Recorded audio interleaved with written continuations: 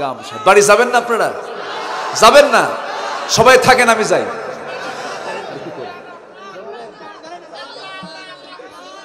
আল্লাহু আল্লাহু কি যে মধুর নাম, আল্লাহু আল্লাহু কি যে মধুর নাম। ধরার তামাম মনি মুক্তায় পান্না হীরা সোনা দানায় হয় না তাহার দাম। আল্লাহু আল্লাহু কি যে মধুর নাম। ডাকলেও নাম সোহাগ ভরে নিত্য জোয়ার প্রেম সাগরে। ডাকলেও নাম মনেরই কাবায় নাচে রক্ত ঘাম। বলুন সবাই আল্লাহু আল্লাহু কি যে মধুর নাম, আল্লাহু আল্লাহু কি যে মধুর নাম। ধরার তামাম মনি মুক্তায় পান্না হীরা সোনা দানা হয় না তাহার দাম। আল্লাহু আল্লাহু কি যে মধুর নাম।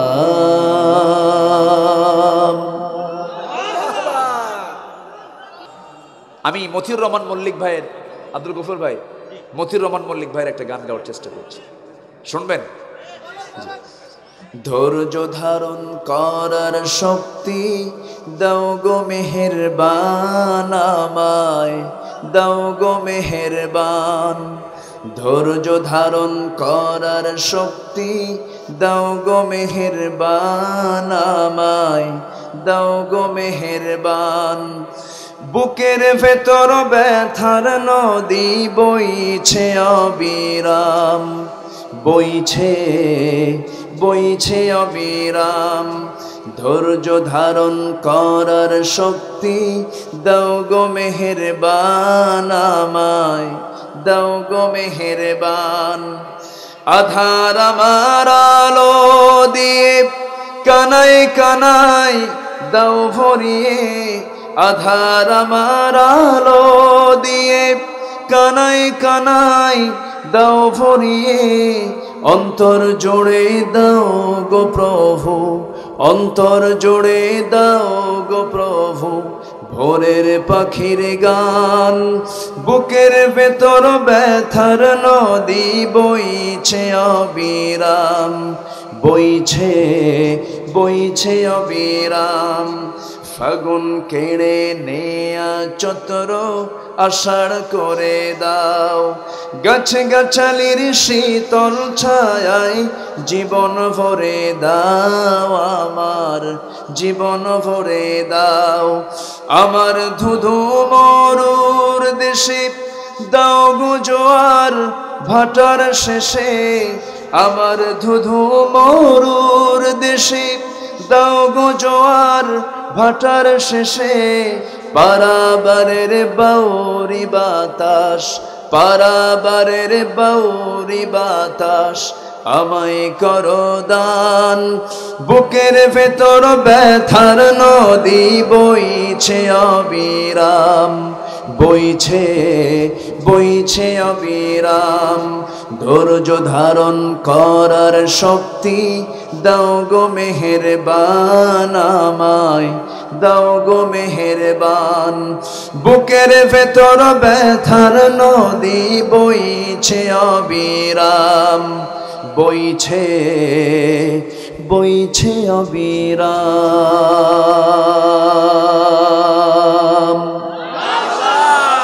মতিউর রহমান মল্লিক। ডাক্তাররা হসপিটালে করেন হলো দেহের ট্রিটমেন্ট, আর মাহফিলগুলোতে বিভিন্ন জালসায় বিভিন্ন কোরআনের তালিম আলেমরা করেন হলো রুহের ট্রিটমেন্ট। রুহের ট্রিটমেন্টের দরকার আছে না নাই? সেই ট্রিটমেন্ট হয় কি দিয়া? কোরআন দিয়ে। আল্লাহ রাব্বুল আলামিন কোরআনে কারীমের ভিতরে সুন্দর করে বলছেন, আল্লাহ রাব্বুল আলামিন বলেন, وَنُنَزِّلُ مِنَ الْقُرْآنِ مَا هُوَ شِفَاءٌ وَرَحْمَةٌ لِلْمُؤْمِنِينَ। সূরা বনী ইসরাঈল আয়াত নাম্বার 82, আল্লাহ রাব্বুল আলামিন সেখানে বলছেন, আমি কোরআনটা নাজিল করেছি গোটা মানব মণ্ডলীর জন্য, স্পেশালি মুমিনদের জন্য রহমত করে এবং আরোগ্য করে। বান্দা সুস্থ যদি থাকতে চাও, কোরআন তেলাওয়াত বেশি করে করো, তোমার দেহে কোনো রোগ আসবে না। আজ থেকে 10 বছর আগে, 20 বছর আগে হসপিটাল বেশি ছিল না কম ছিল? রোগীও, আর এখন হসপিটালও, রোগীও, ডাক্তারও বেশি। আমার ভাইয়েরা, মানুষ অসুস্থ হয়ে পড়ছে কেন? মানসিক রোগীর পরিমাণ কেন বেড়ে চলছে সমাজের? মূল কারণ হলো একাকী শান্তি নাই, লোকালয়ে শান্তি নাই, পরিবারের শান্তি নাই, সমাজে শান্তি নাই। প্রত্যেকটি জায়গায় কেমন যেন একটা অস্থিরতা বিরাজ করছে। এই অস্থিরতা বিরাজের মূল কারণ হলো আমরা আসল শেফা থেকে, কোরআন থেকে নিজেকে গুটিয়ে রেখেছি। কোরআনের যে একটা মজা আছে না নাই? আছে। পৃথিবীর শ্রেষ্ঠ সুর হলো কোরআনের সুর। এর চাইতে শ্রেষ্ঠ সুর পৃথিবীতে নাই। পৃথিবীর শ্রেষ্ঠ সুর হচ্ছে আজানের সুর। এর চেয়ে পৃথিবীতে শ্রেষ্ঠ সুর আর নাই। বড় বড় আর্টিস্ট, বড় বড় শিল্পীরা, বলিউড বলেন, হলিউড বলেন, তাদের মুখ থেকেও প্রচার হয়, বের হয়। যখন আজান আমাদের কানে আসে, মনে হয় এই পৃথিবীর কোনো সুর এটা নয়। জোরে বলি আল্লাহু আকবার। আবার কিছু আমার দেশের উল্লুক ভাল্লুক কিছু আছে, যারা আজান শুনলে তাদের কাছে পতিতার ডাকের মতো নাকি মনে হয়। এরকম কিছু উল্লুক ভাল্লুক আছে না নাই? আচ্ছা। কোরআনের মজাই আলাদা। তাকরিম নামে একটা ছেলে গোটা ওয়ার্ল্ডকে কাঁপিয়ে দিল। আবু রাহাত।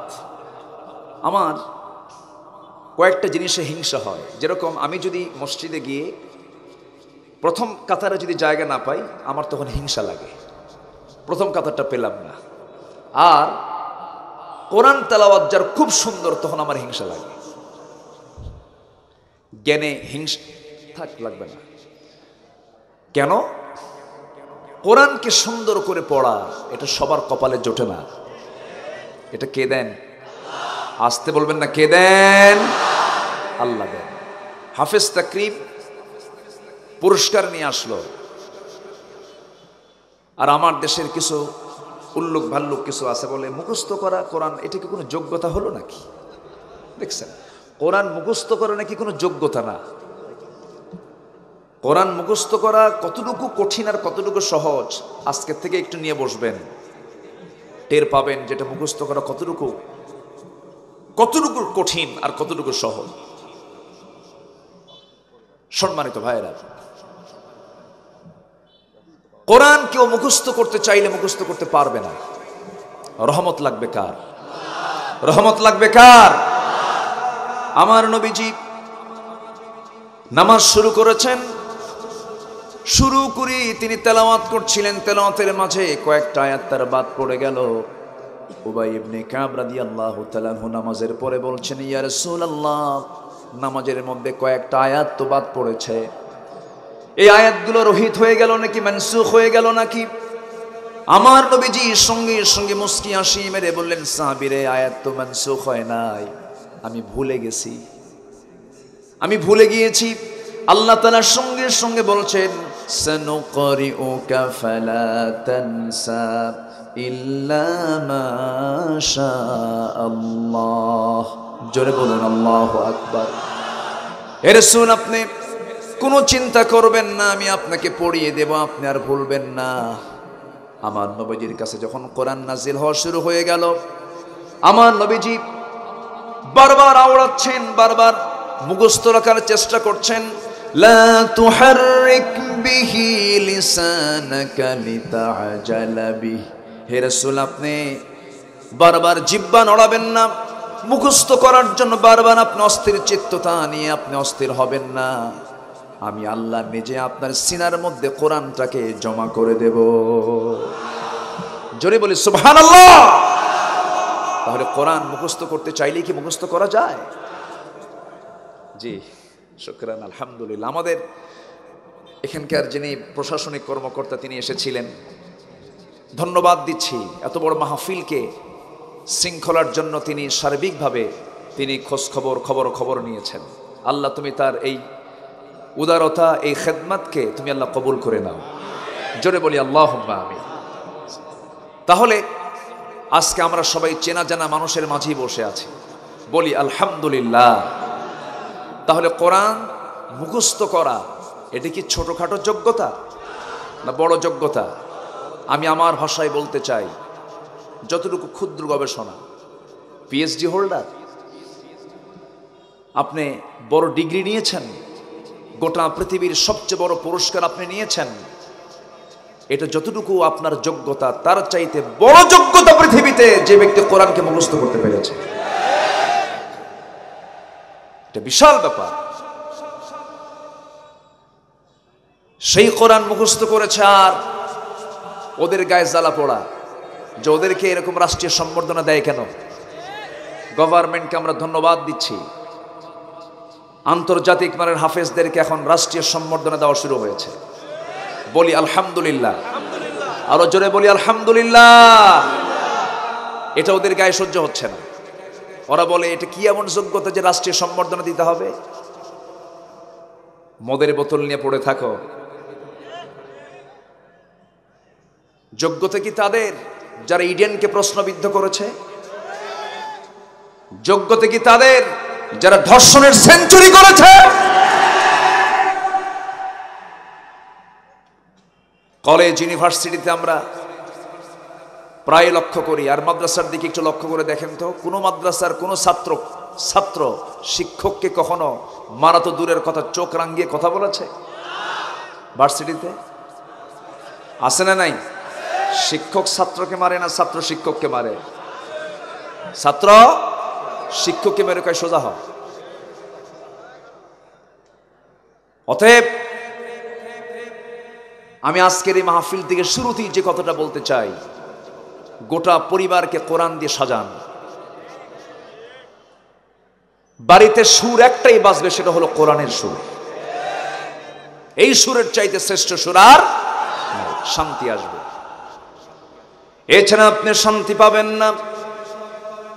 প্রত্যেকটি জায়গায় অশান্তির, অস্থিরতা নিয়ে আমরা বসবাস করছি, অশান্তি নিয়ে বসবাস করছি। আল্লাহ রাব্বুল আলামিন বলছেন, আমি তোমাকে রহমত করে কোরআনটা নাজিল করে দিয়েছি, তোমার জন্য শেফা করে দিয়েছি, তুমি এটাকে ফলো করো, এটাকে মেনে চলো।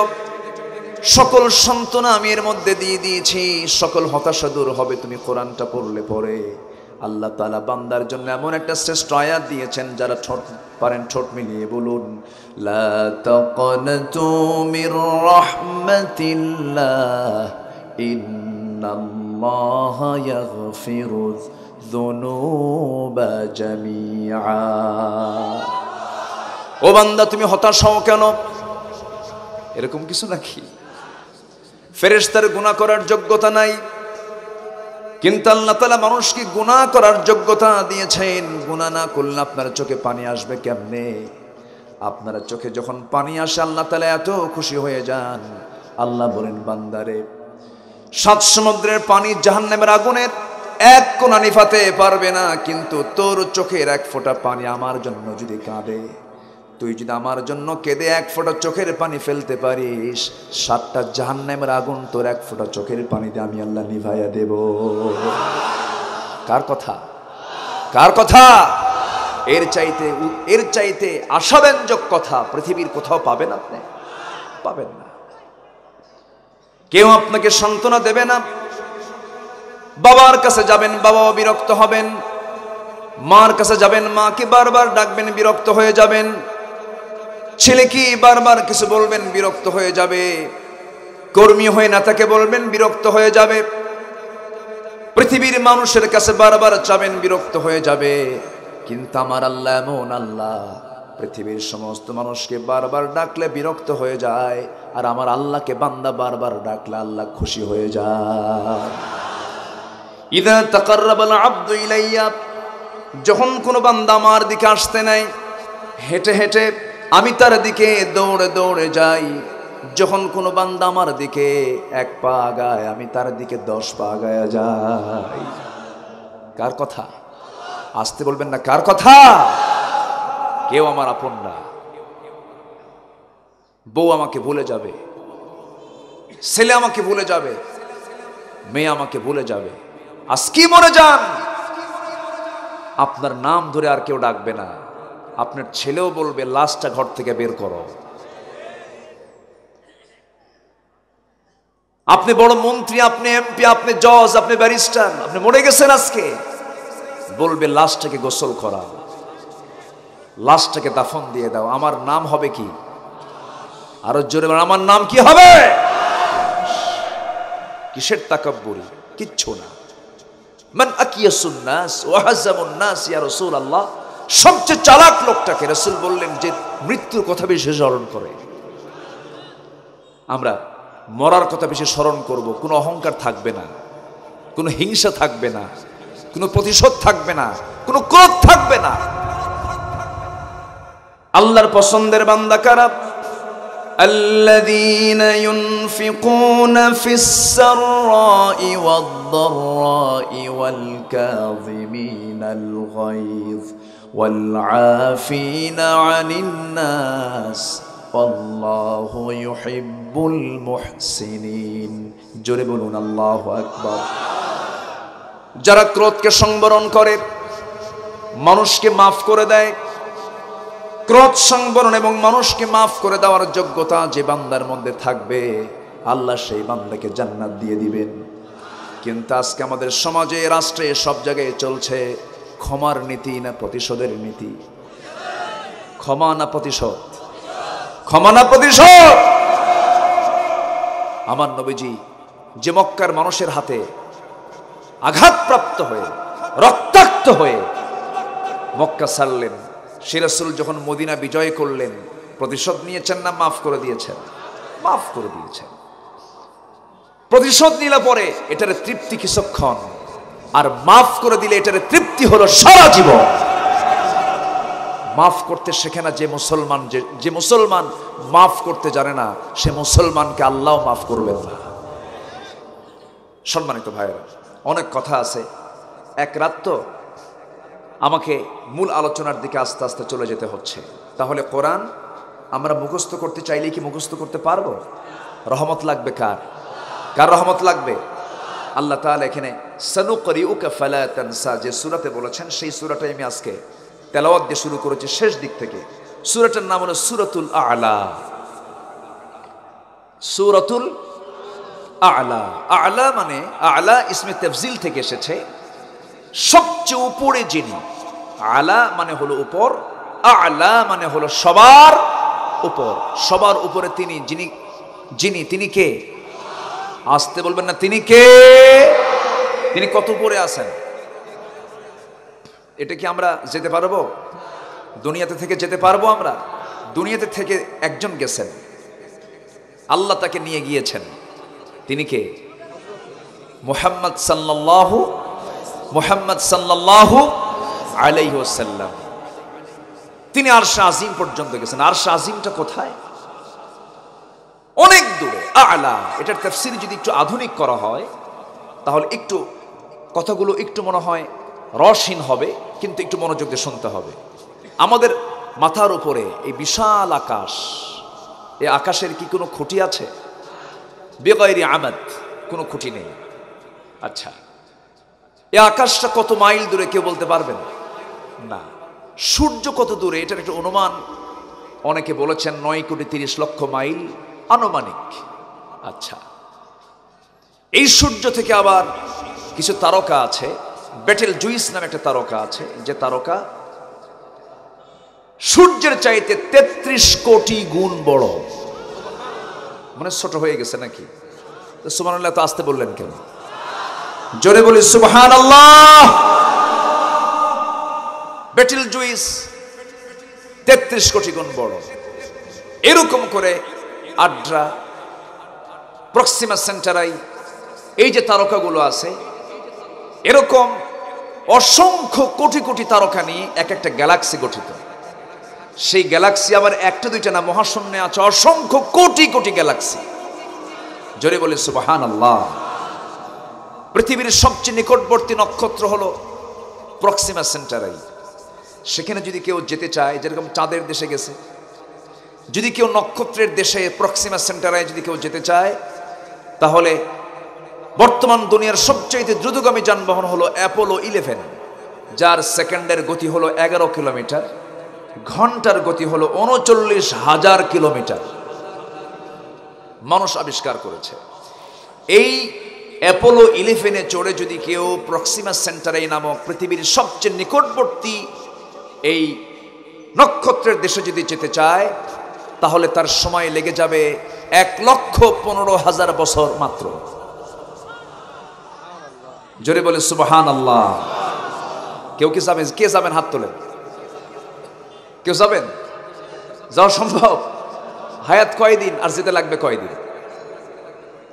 এ তো গেল পৃথিবীর সবচেয়ে কাছের নক্ষত্র গেল। এখন এতক্ষণ ধরে যে কথাগুলো বললাম, এটাকে আকাশের কথা বললাম না মহাশূন্যের কথা বললাম? মহাশূন্যের সব কথা কি বলছি? না। ব্ল্যাক হোল আছে, সেই ব্ল্যাক হোলে যদি আবার এই তারকাগুলো মিসিং হয়ে যদি ঢুকে যায়, চকলেটের মতো খায় নিঃশেষ করে ফেলে, সেই তারকার কোনো ভিত্তি অস্তিত্ব থাকে না। বিশাল মহাশূন্য। এরপরে হলো প্রথম আকাশ, এরপর আবার বিশাল মহাশূন্য, এরপর আবার দ্বিতীয় আকাশ।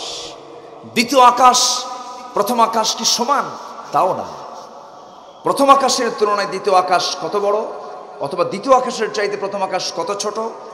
মরুসাহারার ভিতরে যদি কোনো ব্যক্তি তার হাত থেকে একটা আংটি ফেলে দেয়, মরুসাহারার তুলনায় আংটি যেমন ছোট, দ্বিতীয় আকাশের তুলনায় প্রথম আকাশ তেমনই ছোট। একটু আস্তে বলে সুবহানাল্লাহ। এরপরে দ্বিতীয় আকাশ মহাশূন্য, তৃতীয় আকাশ মহাশূন্য, চতুর্থ আকাশ মহাশূন্য, পঞ্চম আকাশ মহাশূন্য, ষষ্ঠ আকাশ মহাশূন্য। এরপরে ইনদা সিদরাতিল মুনতাহা। জোরে বলুন আল্লাহু আকবার। এরপরে 7 আকাশ, 7 সামাওয়াত শেষ হলো। এরপর আল্লাহ তাআলার আরশ আজিম, সেখানে আরশ আজিমে তিনি সমাসীন আছেন। ওয়াসিআ কুরসিয়ুহুস সামাওয়াতি ওয়াল আরদ। তিনি আরশ আজিমের সমাসীন আছেন। সে আরশ আজিমের মেহমান একজন ব্যক্তি হয়েছেন দুনিয়াতে বসেই, তিনি হচ্ছেন মুহাম্মদ সাল্লাল্লাহু আলাইহি ওয়াসাল্লাম। তাহলে 7 আকাশের উপর আমার আল্লাহ তাআলা আরশ আজিম, তিনি সবার নিচে না সবার উপরে।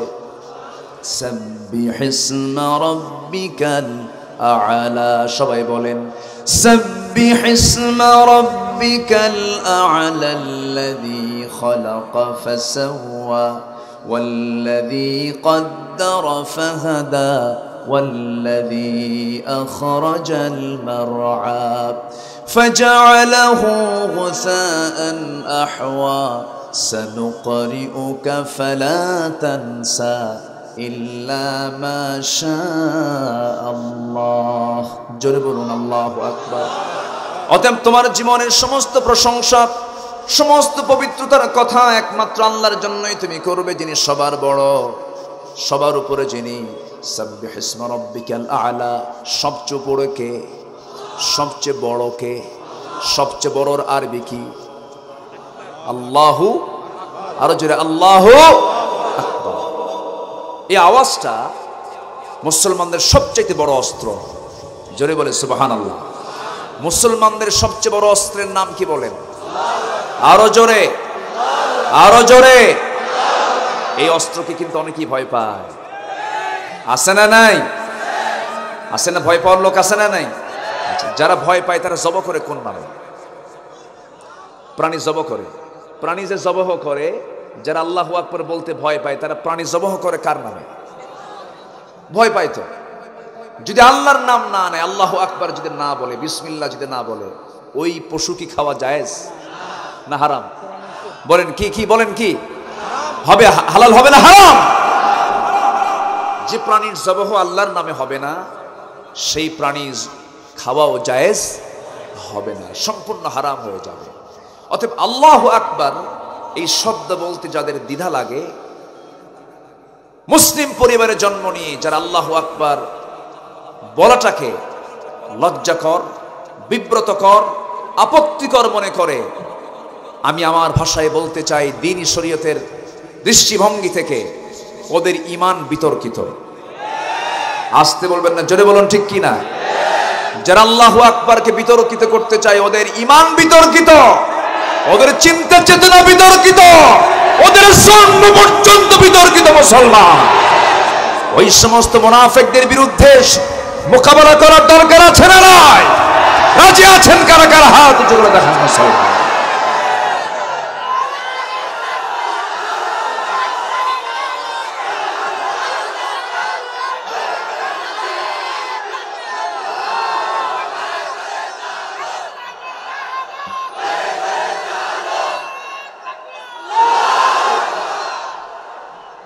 কষ্ট হচ্ছে আপনাদের? সমস্যা, অসুবিধা, আলোচনা চালাবো? জোরে বলি ইনশাআল্লাহ, আরো জোরে বলি ইনশাআল্লাহ। সম্মানিত হাজিরিন, আমার দিকে তাকান। এত যে হাজার হাজার মানুষ আজকের মাহফিলে, মা বোন সহ এত মানুষের ঢল নেমেছে, কাউকে কি আসার জন্য ভাড়ার কোনো টাকা দেওয়া হয়েছে? যদি কেউ এটাকে যদি ব্যক্তিগত উদ্যোগে যদি কেউ এই আয়োজন করতে যেত, এত মানুষ কি খুঁজে পাওয়া যেত? গরু কেটে দিলেও কাম হতো না। কি সুন্দর করে একটা গাইয়া ভাষায় বলে দিল, তাই না? ফাইন, ধন্যবাদ আপনাকে। এই দৃশ্যগুলো অনেকের চোখে সহ্য হয় না। জনপ্রতি টাকা দেই, গাড়ির ভাড়া দেই, তাও লোক খুঁজে পাই না। আছে না নাই? আবার না গেলে বিজিএফ কার্ড বাতিল, হেরে যাবে, স্বামীরটা হেরে যাবে, ভাইয়েরটা হেরে যাবে, মানুষেরটা হেরে যাবে। আল্লাহ দিন ইসলাম হারবে না, হারবে না, হারবে না।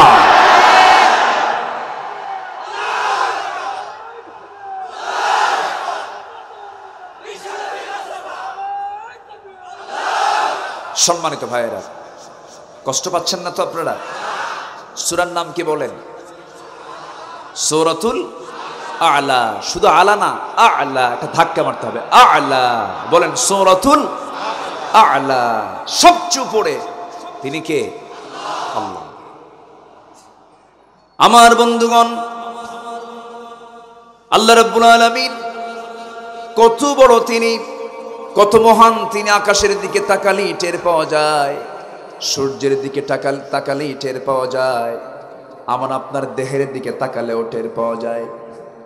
আমি তো আমার ভাষায় বলি, এই যে চোখ, কান, নাক আল্লাহ তাআলা আমাকে আপনাকে দিয়েছেন, এই চোখ, এই কান, এই নাকটা হলো পদ্মা, মেঘনা, যমুনা যত বড়, তার চেয়ে বড় আল্লাহ পাক চোখ, নাক, মুখ দিয়েছেন। জোরে বলে সুবহানাল্লাহ। এই নাক, এই কান,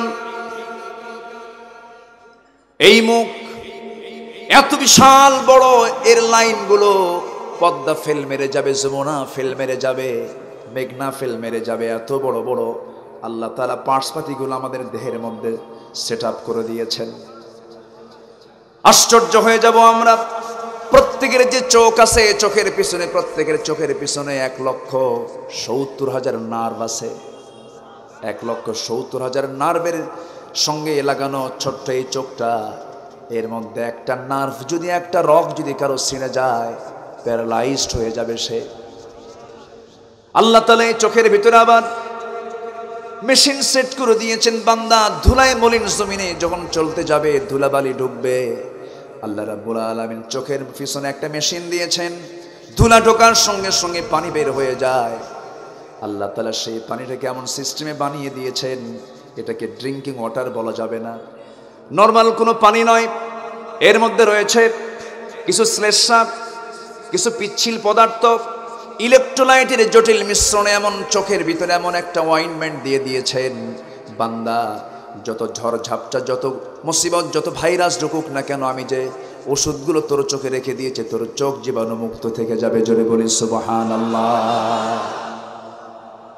চোখ শুধু বানায় দেন নাই, আবার এটাকে কি করেছেন? খলাকা ফাসাওয়া, আল্লাযী খলাকাকা ফাসাওয়াকা ফাআদালাকা। এটাকে লেবেল করেছেন, এটাকে প্রতিষ্ঠিত করেছেন, এটাকে মজবুত করে দিয়েছেন। চায়না মালের মতো শুধু বানাই ছাড়ে দেন নাই, চলে চলুক আর না চলে না চলুক, এমনটা করেন নাই। এমন সুন্দর করে বানিয়েছেন, নিজের দিকে তাকায় দেখো কত সুন্দর চেহারা আমি তোমার বানায়া দিয়েছি। আমাদের শরীরে যে ডিএনএ আছে, এই যে পুলিশ সাহেব এসেছিলেন, কোনো লোককে যদি হত্যা করা হয়, সেই হত্যা করা হলো যাকে, তার ডিএনএ টেস্ট করা হয়। ডিএনএ মানুষের শরীরে যে পরিমাণ ডিএনএ আছে, এই ডিএনএর দৈর্ঘ্য হলো 2000 কোটি কিলোমিটার। জোরে বলি আল্লাহু আকবার। যা পৃথিবী থেকে সূর্য পর্যন্ত 50-12 বেশিবার এটা আসা যাওয়া করা সম্ভব হবে। এত লম্বা ডিএনএ আল্লাহ তাআলা একটা মানুষের বডির মধ্যে রেখে দিয়েছেন। এবং এই ডিএনএতে যে ইনফরমেশন আছে, যে তথ্য আছে, এই তথ্যকে যদি লিখতে যাওয়া হয় 900 খণ্ডের বিশাল আকার এনসাইক্লোপিডিয়ার সমান হয়ে যাবে, যার প্রতিটি খণ্ড হবে 500 করে 500 পৃষ্ঠার খণ্ড হয়ে যাবে। আমার ভাইরা, আমাদের দেহের যে কোষ আছে, এই কোষের সংখ্যা হলো 37.2 মিলিয়ন নয়, বিলিয়ন নয়, ট্রিলিয়ন। আল্লাহু আকবার বলো।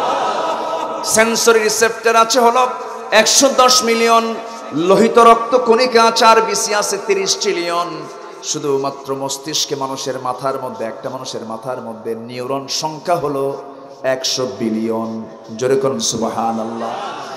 আমার ভাইয়েরা, এতক্ষণ শুধু বললাম চামড়ার নিচের অংশ, উপরের অংশ তো আল্লাহ তাআলা আরো কত সুন্দর করে বানিয়ে দিয়েছেন। মানুষের দেহে যে ব্লাড রয়েছে, যে রক্ত রয়েছে, এই ব্লাডের যে ভেসেল আছে, এই ভেসেলটা হলো 97,000 কিলোমিটার লম্বা। 97,000 কিলোমিটার লম্বা একটা ভেসেল রক্তের মধ্যে দিয়ে দিয়েছেন। মাত্র 3 হাত ইয়ারফোন, বান্দা পকেটের মধ্যে কিছুক্ষণ রাখার পর বের করলি প্যাঁচ লেগে যায়। 2.5 হাত 3 হাতের একটা ইয়ারফোন, সেই ইয়ারফোনের তার যদি প্যাঁচ লেগে যায়, আল্লাহ তাআলা একটা মানুষের বডির ভিতরে 97,000 কিলোমিটার লম্বা ব্লাড ভেসেল রেখে দিয়েছেন। একটা দিনও, একটা মুহূর্তের জন্য প্যাঁচ লাগলো না। যেরকম সুবহানাল্লাহ। কে দিয়েছেন বলেন? আসতে বলবেন না, কে দিয়েছেন? এইরকম করে ছোট্ট ছোট্ট প্রাণীর মালিককে বলেন। এই যে পোকাগুলো ওড়ে, আজকে এত পোকা কি সলঙ্গার সব পোকা এখানে আসছে নাকি? কত পোকা যে খাইলাম এ পর্যন্ত আল্লাহই জানে। হা করি একটা করে ঠকে। এই ছোট্ট ছোট্ট পোকা, এরও চোখ আছে, এরও কান আছে, এরও লাঞ্চ আছে, এরও লিভার আছে, এর সমস্ত পা আছে, এর পাখা আছে। কে বানিয়েছেন? আসতে বলবেন না, কে বানিয়েছেন? ছোট্ট একটা মাছি মহান রব্বুল আলামিন কত সুন্দর করে বানিয়েছেন। মাছি নামে সূরা আছে না নাই? মৌমাছি, সূরাতুন নামল আল্লাহ পাক দিয়েছেন। এই মৌমাছিকে আল্লাহ তাআলা এত সুন্দর করে বানিয়েছেন। আল্লাহ তাআলার যে ফার্মাসিউটিক্যাল আছে, আল্লাহ তাআলার একটা ওষুধ কোম্পানি আছে, সেই ওষুধ কোম্পানির মূল যে ওষুধ বানায়, মূল মেশিন, যে মূল কারিগর, সেটা হলো মৌমাছি। যেরকম সুবহানাল্লাহ। এই মৌমাছিকে আল্লাহ তাআলা এত সুন্দর করে বানিয়েছেন। প্রত্যেক মাছির ভিতরে আল্লাহ তাআলা এত সুন্দর তার নিরাপত্তা নিশ্চিত করে দিয়েছেন। একটা মানুষ এত শক্তিশালী হওয়ার পর একটা মাছিকে সহজে মারতে পারে না। মারা যায় সহজে? কেমন করে কখন দৌড় মারে টের পাওয়া যায় না। ও যখন কোথাও বসে, দুই দিকে 2টা অ্যান্টেনা ছেড়ে দেয়, উপরের দিকে ছেড়ে দেয়, উপরের দিকে সে তাক করে রাখে। চোখ 2টার পাশাপাশি আরেকটা চোখ সামনে আছে, মুভিং আই, চতুর্দিকে নড়াচড়া করে, কোন দিক দিয়া কোন শনির মধ্যে হামলা করলো। যখন সে অ্যান্টেনায় চাপ লাগে, যখন সে বোঝে হামলা আসতেছে, চট করে সে দৌড় মারলো। আল্লাহ বলছেন, বান্দারে শুধু আমি তোকে চালাই না, পৃথিবীর যত ছোট্ট ছোট্ট প্রাণীগুলো আছে সব প্রাণীর রাজ্জাক হলাম আমি আল্লাহ রাব্বুল আলামিন। জোরে বলে সুবহানাল্লাহ। সাইবেরিয়ান দ্বীপপুঞ্জ থেকে অতিথি পাখিগুলো আসে, ছোট ছোট সেই পাখিগুলো চলে আসে 6 মাসের জন্য বাংলাদেশে আসে। বাংলাদেশে আসার সময় তাদের কোনো ইমিগ্রেশন লাগে না, ভিসা লাগে না, পাসপোর্ট লাগে না। আপনি ইন্ডিয়া যাবেন সামান্য পাশের দেশে, কত কি লাগে। সেই সাইবেরিয়ান থেকে, সেই দ্বীপপুঞ্জ থেকে পাখিগুলো চলে আসে 6 মাসের মনে। এই পাখিগুলো যে চলে আসলো, এই 6000-7000 মাইল অতিক্রম করে সাগর সমুদ্র সব পার হয়ে যে আসতেছে, ছোট্ট একটা মাথা নিয়া। বাবুই পাখির মাথা, চড়ুই পাখির মাথা কয় কেজি বড়, কয় কেজি ওজন বলেন? বাবুই পাখির ওজন, মাথার ওজনটা কয় কেজি হতে পারে? 6 টাক। 6 টাক বোঝেন তো, গ্রামে তো 6 টাক হিসাব তো বোঝার কথা। 6 টাক কয়েক গ্রাম হতে পারে। এই ছোট্ট বাবুই পাখির মাথাটা এত ছোট, এর মধ্যে আল্লাহ তাআলা এমন একটা সেটআপ দিয়েছেন, এমন একটা মেশিন দিয়েছেন, যার মধ্যে উড়ে যাওয়ার জন্য একটা প্রোগ্রাম করা আছে, প্রোগ্রামিং করা আছে। সে যখন জন্ম নেয় পৃথিবীতে, সঙ্গে সঙ্গে সে বিমানের মতো ওড়ার যোগ্যতা রাখে। যেরকম সুবহানাল্লাহ। কারণ এক জায়গায় বসে থাকলে সে খাবার পাবে না। আল্লাহ তাআলা ওই বাবুই পাখির ভিতরে ছোট্ট একটা ব্রেন দিয়েছেন, সেটা হলো মোটর দানার মতো, ছোট্ট মোটর দানার মতো আল্লাহ তাআলা এমন একটা ব্রেন দিয়েছেন। সেই ব্রেনের মধ্যে আবার উড়ে যাওয়ার প্রোগ্রামও সেট করে দিয়েছেন। বান্দারে, তুমি কি এই সমস্ত প্রাণীর দিকে একটু তাকায় দেখো না, আমি আল্লাহ সমস্ত প্রাণীর দিকে কেমন করে লক্ষ্য করি, আমি কত সূক্ষ্ম সৃষ্টিকারী, আমি একমাত্র খালেক, আমি একমাত্র রাজ্জাক, আমি সবকিছু চালাই। অতএব বান্দা, কারো প্রশংসা তোমার মুখে থাকবে না, তারই প্রশংসা সবার মুখে থাকবে, যিনি সবার নিচে না সবার উপরে। সাব্বিহিসমা রাব্বিকাল আ'লা। সবচেয়ে তিনি বড়, সবচেয়ে তিনি উপরে, তার উপরে আর কেউ নাই, তার মতো বড় ডিজাইনার কেউ নাই, তার চাইতে বড় ইঞ্জিনিয়ার কেউ নাই, তার চাইতে বড় প্ল্যানার কেউ নাই, তার চাইতে বড় পরিকল্পনাকারী পৃথিবীর কেউ হতে পারে না। অতএব বান্দা, তুমি আল্লাহকে কেমন অস্বীকার করো? আল্লাহ তোমাকে কত সুন্দর করে তোমাকে বানিয়েছেন। প্রত্যেকের শরীরের মধ্যে কিডনি আছে না নাই? মালয়েশিয়াতে আমার এক বন্ধু আছে, আব্দুল গফুর ভাই, আব্দুল মমিন তার নাম, বিশাল সম্পত্তির মালিক। 2টা কিডনি তার ড্যামেজ হয়ে গেছে। আমি তার হাতটা চেপে ধরলাম, হাতের এই জায়গায় একটা মেশিন লাগানো আছে। বললাম, ভাই এই জায়গায় কি এরকম নড়েচড়ে কেন? হুজুর, এখানে মেশিন লাগানো, আমার 2টা কিডনি অকেজো। তাহলে কি করেন? প্রত্যেক সপ্তাহে আমি ডায়ালিসিস করার জন্য চলে যাই। ডায়ালিসিস করতে হয়, ডায়ালিসিস মেশিনের সামনে গিয়ে আমাকে বসতে হয়। যে কাজ কিডনি করতো সেই কাজ ডায়ালিসিস মেশিন করে। ওই ডায়ালিসিস মেশিনগুলোর ওজন হলো 100 কেজি। আর আমার আল্লাহ আপনার দেহের মধ্যে 2টা ডায়ালিসিস মেশিন দিয়েছেন, 2টা কিডনি দিয়েছেন, যার ওজন মাত্র 200 গ্রাম। যেরকম সুবহানাল্লাহ। আল্লাযী খালাকাকা ফাসাওয়াকা ফাআদালাক, আল্লাযী খালাকা ফাসাওয়া, ওয়াল্লাযী কদ্দারা ফাহাদা। আমার ভাইয়েরা, 2টা কিডনি যদি ছোট না হয়ে, 200 গ্রাম না হয়ে, দুনিয়ার ডায়ালিসিস মেশিনের মতো যদি 100 কেজি 200 কেজি হতো, সলিমুদ্দির ওজন হলো 70 কেজি, আর কিডনির ওজন হলো 200 কেজি। চলো, সুবিধা না অসুবিধা? সুবিধা না অসুবিধা? মানুষের শরীরের মধ্যে জেনারেটর আছে না নাই? বিদ্যুৎ আছে না নাই? সব কিছু আছে, সব আল্লাহ তাআলা ব্যালেন্স করে দিয়েছেন। সেই ব্যালেন্স করে বান্দাকে বলছেন, বান্দারে, সব আমি তোমার চাহিদা পূরণ করে দিলাম। টানা টানা 2টা চক্ষু দিলাম, টানা টানা তোমার সুন্দর 2টি চেহারা, উপরে সুন্দর 2টা চক্ষু দিয়ে দিয়েছি, সুন্দর করে বারান্দার 2টা ভ্রু দিয়ে দিয়েছি। বান্দা এই সমস্ত সুন্দর সৃষ্টির দিকে তাকায়া তোমার মুখ থেকে বলে ফেলবে, আলহামদুলিল্লাহি রাব্বিল আলামিন। প্রশংসা কার? কিন্তু ডাহুক চেহারা দেখে, সুন্দরী নারীর চেহারা দেখে যুবক পাগল। তাও ঠিক, পাগল হতে হবে, কিন্তু সেই যুবতী হতে হবে বৈধ না অবৈধ? আজ থেকে বৈধ না অবৈধ? সুন্দরী নারী যদি আপনার স্ত্রী হয়, আপনি তাকাবেন না কেন? আপনি সারাদিন তাকে থাকেন, কোনো সমস্যা নাই, কিন্তু নিজের বউ না পরের বউ, এটা যেন মনে থাকে। আবার অন্য নারীর দিকে তাকানো যাবে না, যৌন কামনা নাজায়েজ নয়। লোভ না জায়েজ নয়? লোভ দিয়েছেন কে? যৌন কামনা দিয়েছেন কে? যৌন কামনা না হলে পরে আপনি স্ত্রী পাবেন কেমনে? স্ত্রী রাখবেন কেমনে? সন্তান পৃথিবীতে আসবে কেমনে? আল্লাহর বান্দা পৃথিবীতে আসবে কেমনে? যৌন কামনা থাকতে হবে। তবে সেই যৌন কামনা হতে হবে কিসের ভিত্তিতে? আসতে বলবেন না, কিসের ভিত্তিতে? ফানকিহু মা তাবা লাকুম মিনান নিসা মাসনা ওয়া থুলাসা ওয়া রুবা'।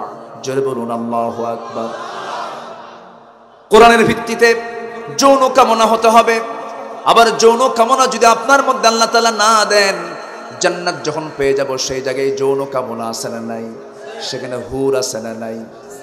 আস্তে আস্তে কয়, হুর আছে না নাই? একটা দুইটা বলেন। এক বুড়ো চাচা কয় ৭০টা। দেখছেন, এই খবর যদি বুড়ো চাচার চাচির কাছে যায়, বলেন জান্নাতে হুর আল্লাহ তাআলা পুরুষকে দিবেন একাধিক। এটার সংখ্যা নিয়ে বিভিন্ন মত আছে। একাধিক, এক কথা একাধিক। দুনিয়াতে যেমন একজন পুরুষের জন্য একাধিক স্ত্রী আছে না নাই? আছে। জান্নাতেও একটা পুরুষের জন্য একাধিক হুর আছে। কিন্তু নারীর জন্য পৃথিবীতে কয়টা? আসতে কয়, বলেন কয়টা?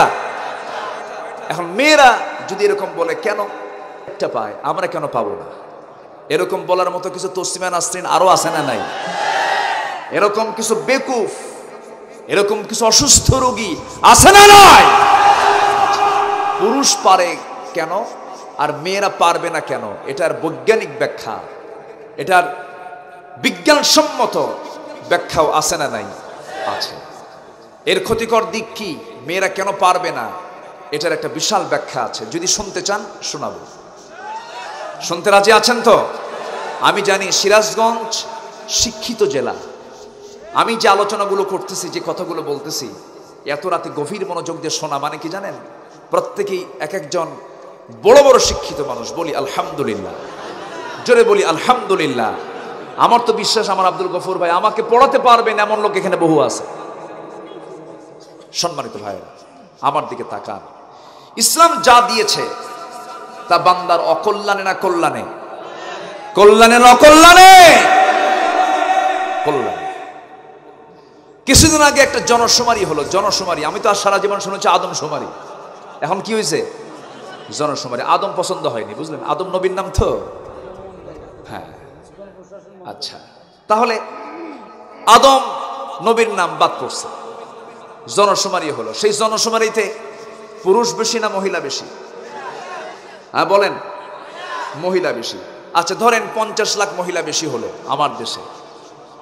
এই 50 লাখ মহিলা যে বেশি এক্সেস হলো, এদের নিরাপত্তা কি বলেন? এরা কি জাতীয় সম্পদ হবে? আসতে বলে, এরা কি জাতীয় সম্পদ হবে? এরা কি সবার হবে না কয়জনের হতে হবে? কয়জনের হতে হবে? একজন। তাহলে আল্লাহ যে সিস্টেমটা দিয়েছেন, এই সিস্টেমের মধ্যে বৃহত্তর চিন্তা, বৃহত্তর কল্যাণ আছে না নাই? বুঝে না মানুষ, না বুঝে অনেক মন্তব্য করে বসে। তালাক প্রাপ্তা বিধবা আছে না নাই? আছে। তালাক প্রাপ্তা মেয়েকে বিয়ে করলে অপরাধ হয়, আর ধর্ষণের সেঞ্চুরি করলে অপরাধ হয় না। তালাক প্রাপ্তা মেয়েকে বিয়ে করলে অপরাধ হয়, কাবিননামা খোঁজে, আছে না নাই? আর আগে হলো বাচ্চার মা, এরপরে হলো গায়ে হলুদ, এরপরে হলো বিয়া। এরা হলো সেলিব্রিটি, এদেরকে অনার করে, সম্মান করে। সুযোগ পরিবেশ আসবে, এই দেশে ইসলাম ছাড়া কিছুই থাকবে না। জোরে বলি ইনশাআল্লাহ। একটা পরিবেশ আসবে, জোরে বলি ইনশাআল্লাহ। সম্মানিত ভাইয়েরা, যুবকরা আজকের মাহফিল আমি বেশি লক্ষ্য করছি। যুবকরা তোমরা সবকিছু করতে পারো, তোমরা সমাজের পরিবর্তন আনতে পারো, কিন্তু পরিবর্তন আনতে হলে সবচেয়ে বড় যোগ্যতা হলো নিজের চরিত্রকে রাখতে হবে ফুলের মতো। কিসের মতো? তোমার এই ফুল, ফুটন্ত গোলাপকে পচায় ফেলার জন্য, নষ্ট করার জন্য বহু পচা মাছি আছে না নাই? আছে না নাই? নষ্ট হওয়া যাবে না। তোমার সুঘ্রাণ সমাজে ছড়িয়ে দিতে হবে। যুবকের যৌবনকে আল্লাহ তাআলা খুব পছন্দ করেন, কিন্তু সেই যৌবন কাজে লাগাতে হবে কার পথে? আল্লাহর পথে লাগাতে হবে। এই জন্য আল্লাহ তাআলা সূরা আলার শেষের দিকে এসে আল্লাহ তাআলা সুন্দর করে বান্দাকে ডাক দিয়ে বলছেন, কোন বান্দাগুলো সফল আমার কাছে, কোন বান্দারা আমার কাছে মহা সাফল্য অর্জন করতে পারবে, সেই বান্দাদের পরিচয় আমি তোমাদেরকে জানিয়ে দিচ্ছি। আল্লাহ বলছেন, قد أفلح من تزكى وذكر اسم ربه فصلى بل تؤثرون الحياة الدنيا জোরে বলুন আল্লাহু আকবার। তুমি জজ হয়েছো, চেয়ারম্যান হয়েছো, মন্ত্রী হয়েছো,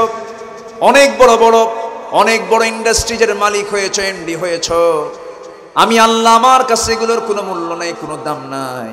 আমার কাছে দাম হলো ওই বান্দা সফল হতে পেরেছে যে নফসকে পরিশুদ্ধ করতে পেরেছে।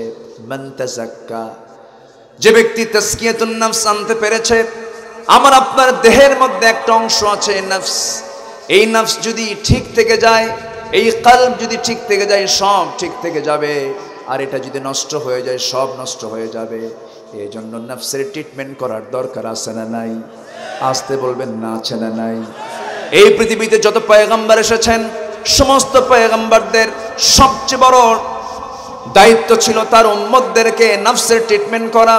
রব্বানা ওয়াবআথ ফীহিম রাসূলাম মিনহুম ইয়াতলু আলাইহিম আয়াতিকা ওয়া ইউআল্লিমুহুমুল কিতাবা ওয়াল হিকমা ওয়া ইউযাক্কিহিম।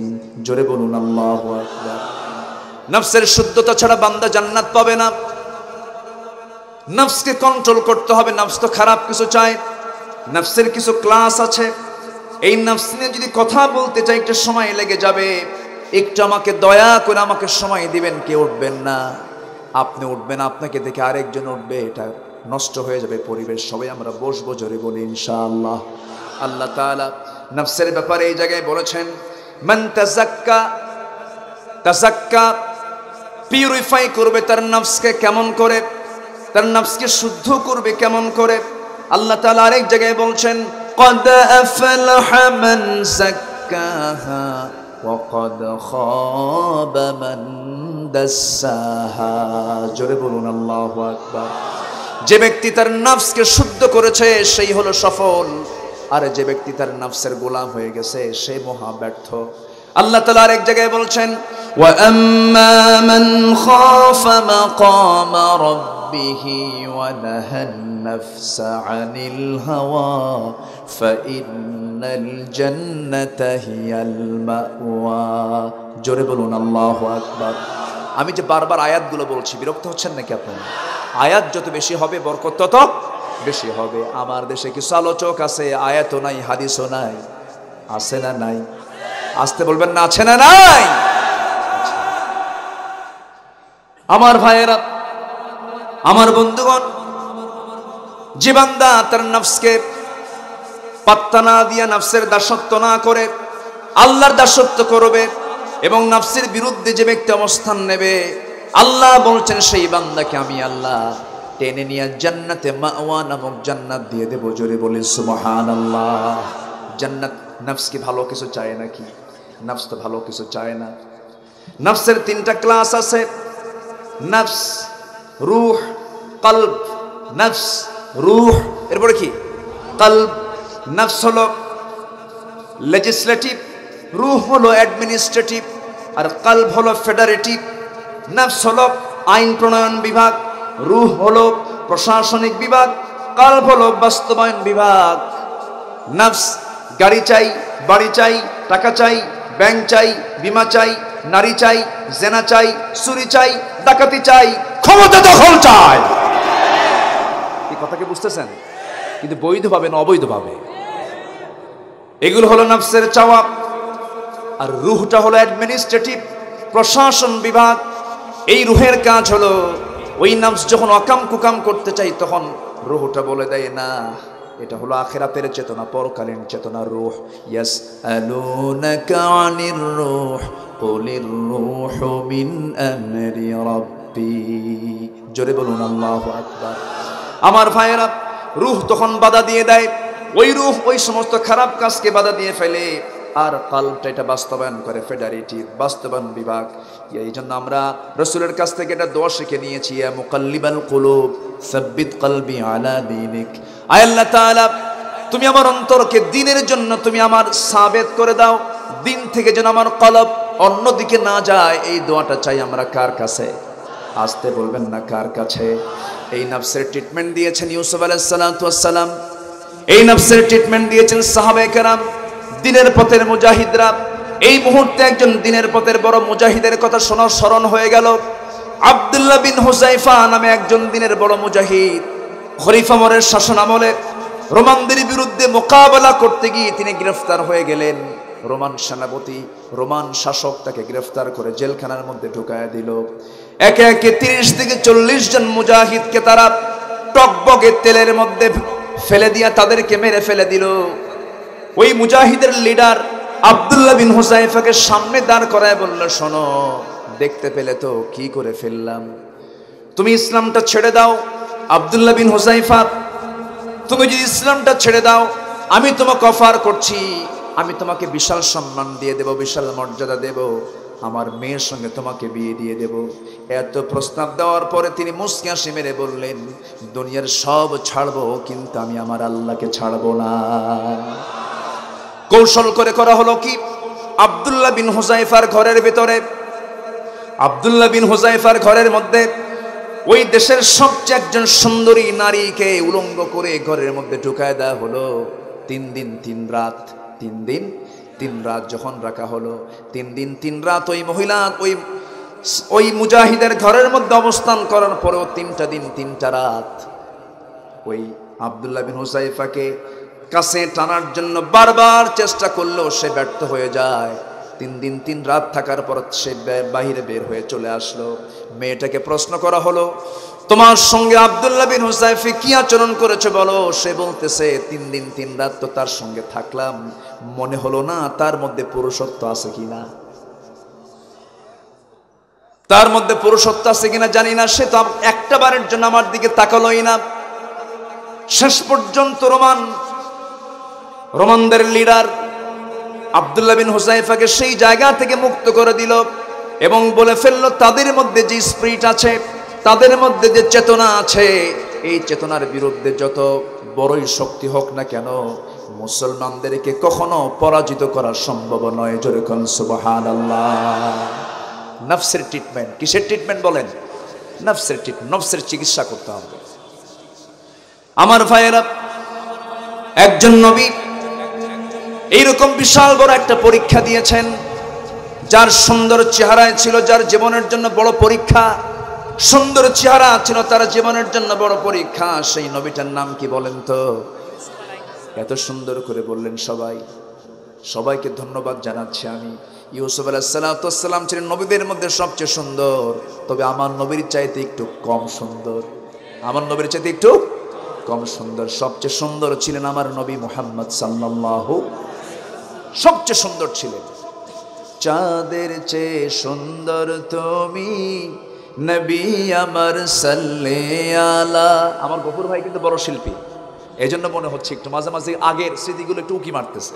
বলবো চাঁদের চেয়ে সুন্দর তুমি নবী আমার কামলিওয়ালা, চাঁদের চেয়ে সুন্দর তুমি নবী আমার সাল্লাল্লাহু আলা। সুখে দুঃখে রাসূল তোমার প্রিয় হাবিব আল্লাহ তাআলা, চাঁদের চেয়ে সুন্দর তুমি নবী আমার কামলিওয়ালা। আল্লাহু আকবার। ইউসুফ আলাইহিস সালাতু ওয়াস সালামকে দেখে ওই যুগের যে নারীরা লেবু কাটতে নিয়ে হাত কেটেছিল, আম্মা জান আয়েশা বলেন, ওই নারীরা যদি রাসূলকে একটাবার দেখতো, কলিজা টেনে ছিঁড়তো, টের পেত না।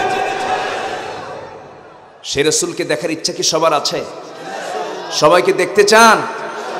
বিড়ি খায়া বিড়ি খাওয়া মানে কি সুগন্ধ না দুর্গন্ধ? রসুল কি বিড়ি খাইছে? নেশা করেছে না। সকল নেশা থেকে আমরা মুক্ত থাকবো, জোরে বলি ইনশাআল্লাহ। পান খাবেন, যারা বুড়ো চাচা আছেন পান খান, সমস্যা নাই, কিন্তু পানের সাথে আবার হাকিমপুরি রহমতুল্লাহ আলাইহি কেন? এটা নিয়ে কথা আছে। নফস নফস নফসের ট্রিটমেন্ট করতে হবে।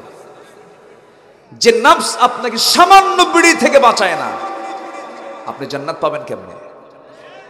আমরা সকল নেশা ছেড়ে দেব, জোরে বলি ইনশাআল্লাহ। নফসকে শুদ্ধ রাখবো, আমরা সফল হয়ে যাব। ইউসুফ আলাইহিস সালাতু ওয়াস সালাম শত্রুতার শিকার হলেন। কি শত্রুতা? তার সঙ্গে শত্রুতা করলো প্রতিবেশী ভাই, গ্রামের ভাই, দেশের ভাই, না ঘরের ভাই? ঘরের ভাই। হত্যা করার জন্য তাকে ধরে নিয়ে চলে গেল। তিনি ছিলেন নবীর ছেলে। তিনি কিসের ছেলে ছিলেন? সাধারণ লোকের নবীর ছেলে। তার বাবার নাম কি? ইয়াকুব আলাইহিস সালাতু ওয়াস সালামের ছেলে ইউসুফ আলাইহিস সালাতু ওয়াস সালাম। ছোট মানুষ। ইন্নী রাআইতু 11 কাওকাবান ওয়াশ-শামসা ওয়াল-কমারা রাআইতুহুম লি সাজিদিন। বাপ বলতেছে, আব্বা, ক্বালা ইয়া বুনাইয়া লা তাকসুস রুয়াকা আলা ইখওয়াতিক। আমার কলিজার টুকরা সন্তান, এই স্বপ্নের কথা তুমি কাউরে কইও না, তোমাকে মেরে ফেলবে। কিন্তু জেনে গেল, মেরে ফেলার জন্য নিয়ে চলে গেল। কূপে ফেলেও দিল, কিন্তু কূপে ফেললো এক দিক দিয়া, অন্য দিক দিয়ে দেশের প্রধান হয়ে গেলেন তিনি। যেরকম সুবহানাল্লাহ। শত্রুতা করে লাভ নাই, ষড়যন্ত্র করে লাভ নাই, হুমকি ধামকি দিয়ে লাভ নাই। অত্যাচার যত বাড়বে, দিন কায়েমের পথ তত সুগম হয়ে যাবে।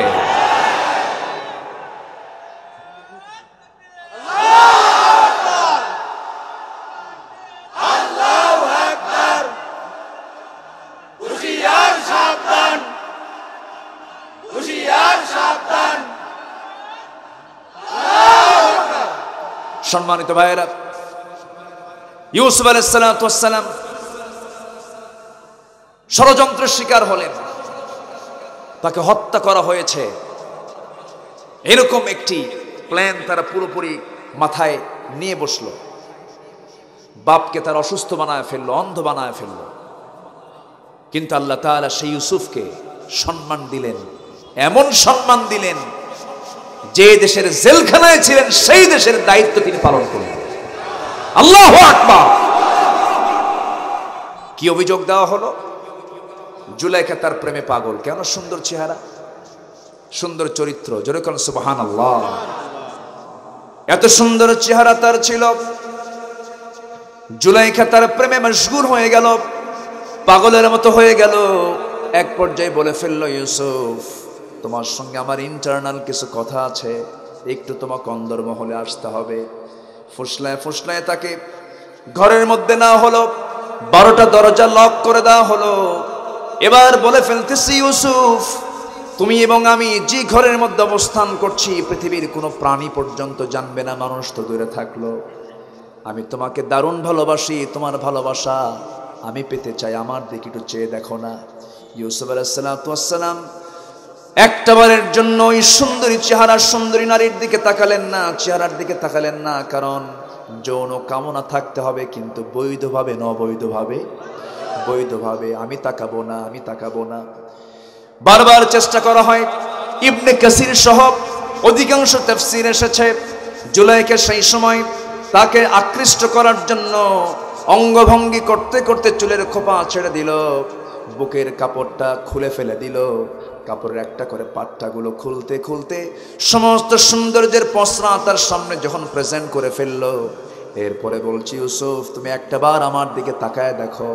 সঙ্গে সঙ্গে ইউসুফ বলছেন, ইন্নী আখাফুল্লাহ ক্বালা মাআযাল্লাহ, আমি আল্লাহর কাছে আশ্রয় চাই, আমি আল্লাহকে সবচাইতে বেশি ভয় করি। চোখে পানি চলে আসলো, চোখটা লাল হয়ে গেল। অস্থিরতা পোষণ করছেন তিনি, আমি কেমন করি বিশাল বড় কারাগার থেকে, এই জায়গা থেকে কেমন করে বের হয়ে যাব, ঈমানটা আমি কেমনে রক্ষা করব। ওমা উবাররিউ নাফসি ইন্নান নাফসা লাম্মারাতিন বিসসু, আমি নিজেকে নির্দোষ মনে করি না, আমি কি করব, কি তিনি বেকায়দায় পড়ে গেলেন।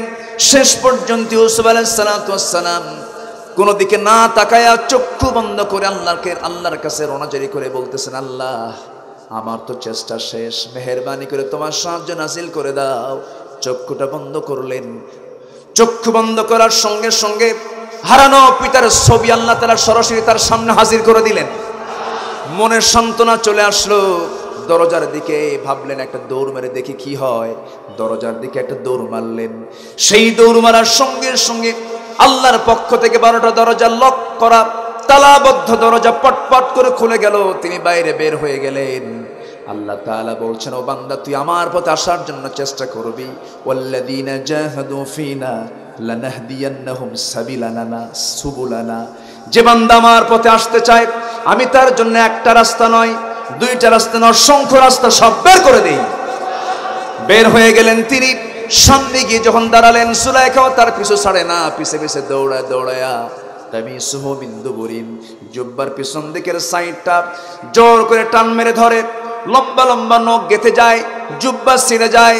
সামনে বাদশাহ আজিজ হাজির। বাদশাহ আজিজ বলতেছে, ইন্না কাইদাকুন্না আযীম, তোমাদের ষড়যন্ত্র মারাত্মক ষড়যন্ত্র, মামলা দিয়ে দেব। মামলা দেওয়া হলো, তদন্ত কমিটি হলো। তদন্ত কমিশনের রিপোর্টে প্রমাণ হয়ে গেল জুব্বা যেহেতু পিছনে ছেড়েছে, আল্লাহর নবী ইউসুফ আলাইহিস সালাতু ওয়াস সালাম নির্দোষ। যেহেতু জুব্বার সামনে ছিললে পরে বোঝা যেত। জুলাইখাকে ইউসুফ জোর করে ধরতে নিয়ে জুব্বার সামনের সাইড ছিঁড়ে গেছে, কিন্তু পিছনের সাইড ছিঁড়ে যাওয়া মানে ইউসুফই দৌড় মারতে নিয়েছে, জুলাইখা তাকে পিছন থেকে টান মেরে ধরেছে। সম্পূর্ণরূপে আল্লাহর পয়গম্বর নির্দোষ প্রমাণিত হওয়ার পরেও বাদশাহ আজিজ মনে মনে চিন্তা করল, আমার রানী অপরাধী হওয়া মানে আমি তো অপরাধী হওয়া। আইনটার রায় উল্টায়া দিল, মামলার রায়টা উল্টায়া দিল। এই উল্টানো রায় মনে হয় এখন দুনিয়াতে নাই। আসতে বলবেন না, আছে না নাই? আছে না নাই? আরো বেড়েছে। আমার ভাইয়েরা, আমি বলি নাই, আপনারা বলতেছেন। আমার বন্ধুগণ, ইউসুফ আলাইহিস সালাম যখন টের পেলেন রায়টা উল্টে গেল, মুস্কি একখান হাসি মারলেন।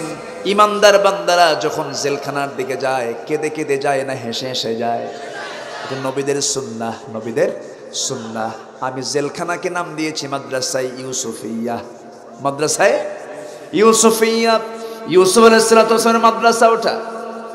ইউসুফ আলাইহিস সালামকে যখন ধরে নিয়ে যখন তাকে আসামি বানায়া কয়েদি বানায়া যখন কয়েদখানায় যখন নিয়ে যাচ্ছে, তখন তিনি মুস্কি মুস্কি হাসেন। বলা হলো, ইউসুফ তোমার কাছে কি মনে হচ্ছে, তোমার কমেন্টটা কি? সাংবাদিক গিয়ে প্রশ্ন করেছে, উত্তর দিচ্ছে না, হাব্বু ইলাইয়া, আমার কাছে জেলখানায় প্রিয়, কারণ জুলাইখার ডিস্টার্ব সেখানে থাকবে না। জোরে কান সুবহানাল্লাহ, জোরে বলে সুবহানাল্লাহ। যুবক, জুলাইখার ডিস্টার্ব রাখা যাবে না। রাজি আছো না যুবকরা? রাজি আছো না? কোনো ডিস্টার্ব নেওয়া যাবে না। বিয়ের সময় হয়ে যাবে, বিয়ে করতে মন চাচ্ছে, অনেক মানব মুরব্বীরা আছেন, ছেলের বাপ আছেন, মেয়ের বাপ আছেন, প্রাপ্ত বয়স্ক যুবক যুবতী হয়ে গেছে, ছেলে মেয়েগুলো টাকা আছে, পয়সা আছে, বাবার সম্পত্তিও আছে, কিন্তু ছেলে মেয়েকে বিয়ে দেয় না সহজে। এরকম কিছু বাপ মা আছে না নাই? আসতে বলবেন না, আছে না নাই? আছে। যখন ছেলে বলে বাবা বিয়ে করো, কি করে খাওয়াবি বউকে, এরকম আছে না নাই? এগুলো বলা উচিত নয়। বরঞ্চ যুবকরা, তোমার যখন বিয়ের প্রয়োজন হবে, রিজিকের দায়িত্ব কার?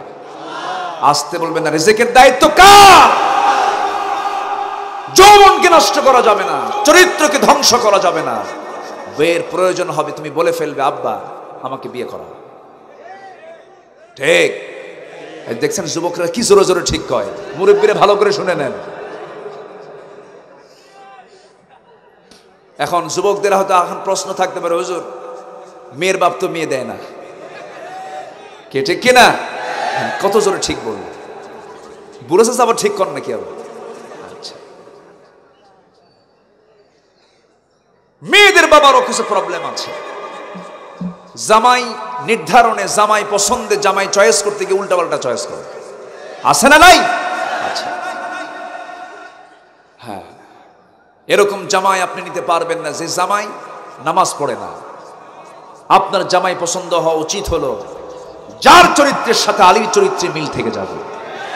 আমার নবীজি তার মেয়েকে বিয়ে দিয়েছেন টাকা দেখে, পয়সা দেখে, রূপ দেখে, ঘর দেখে, বাড়ি দেখে না, তাকওয়া দেখে।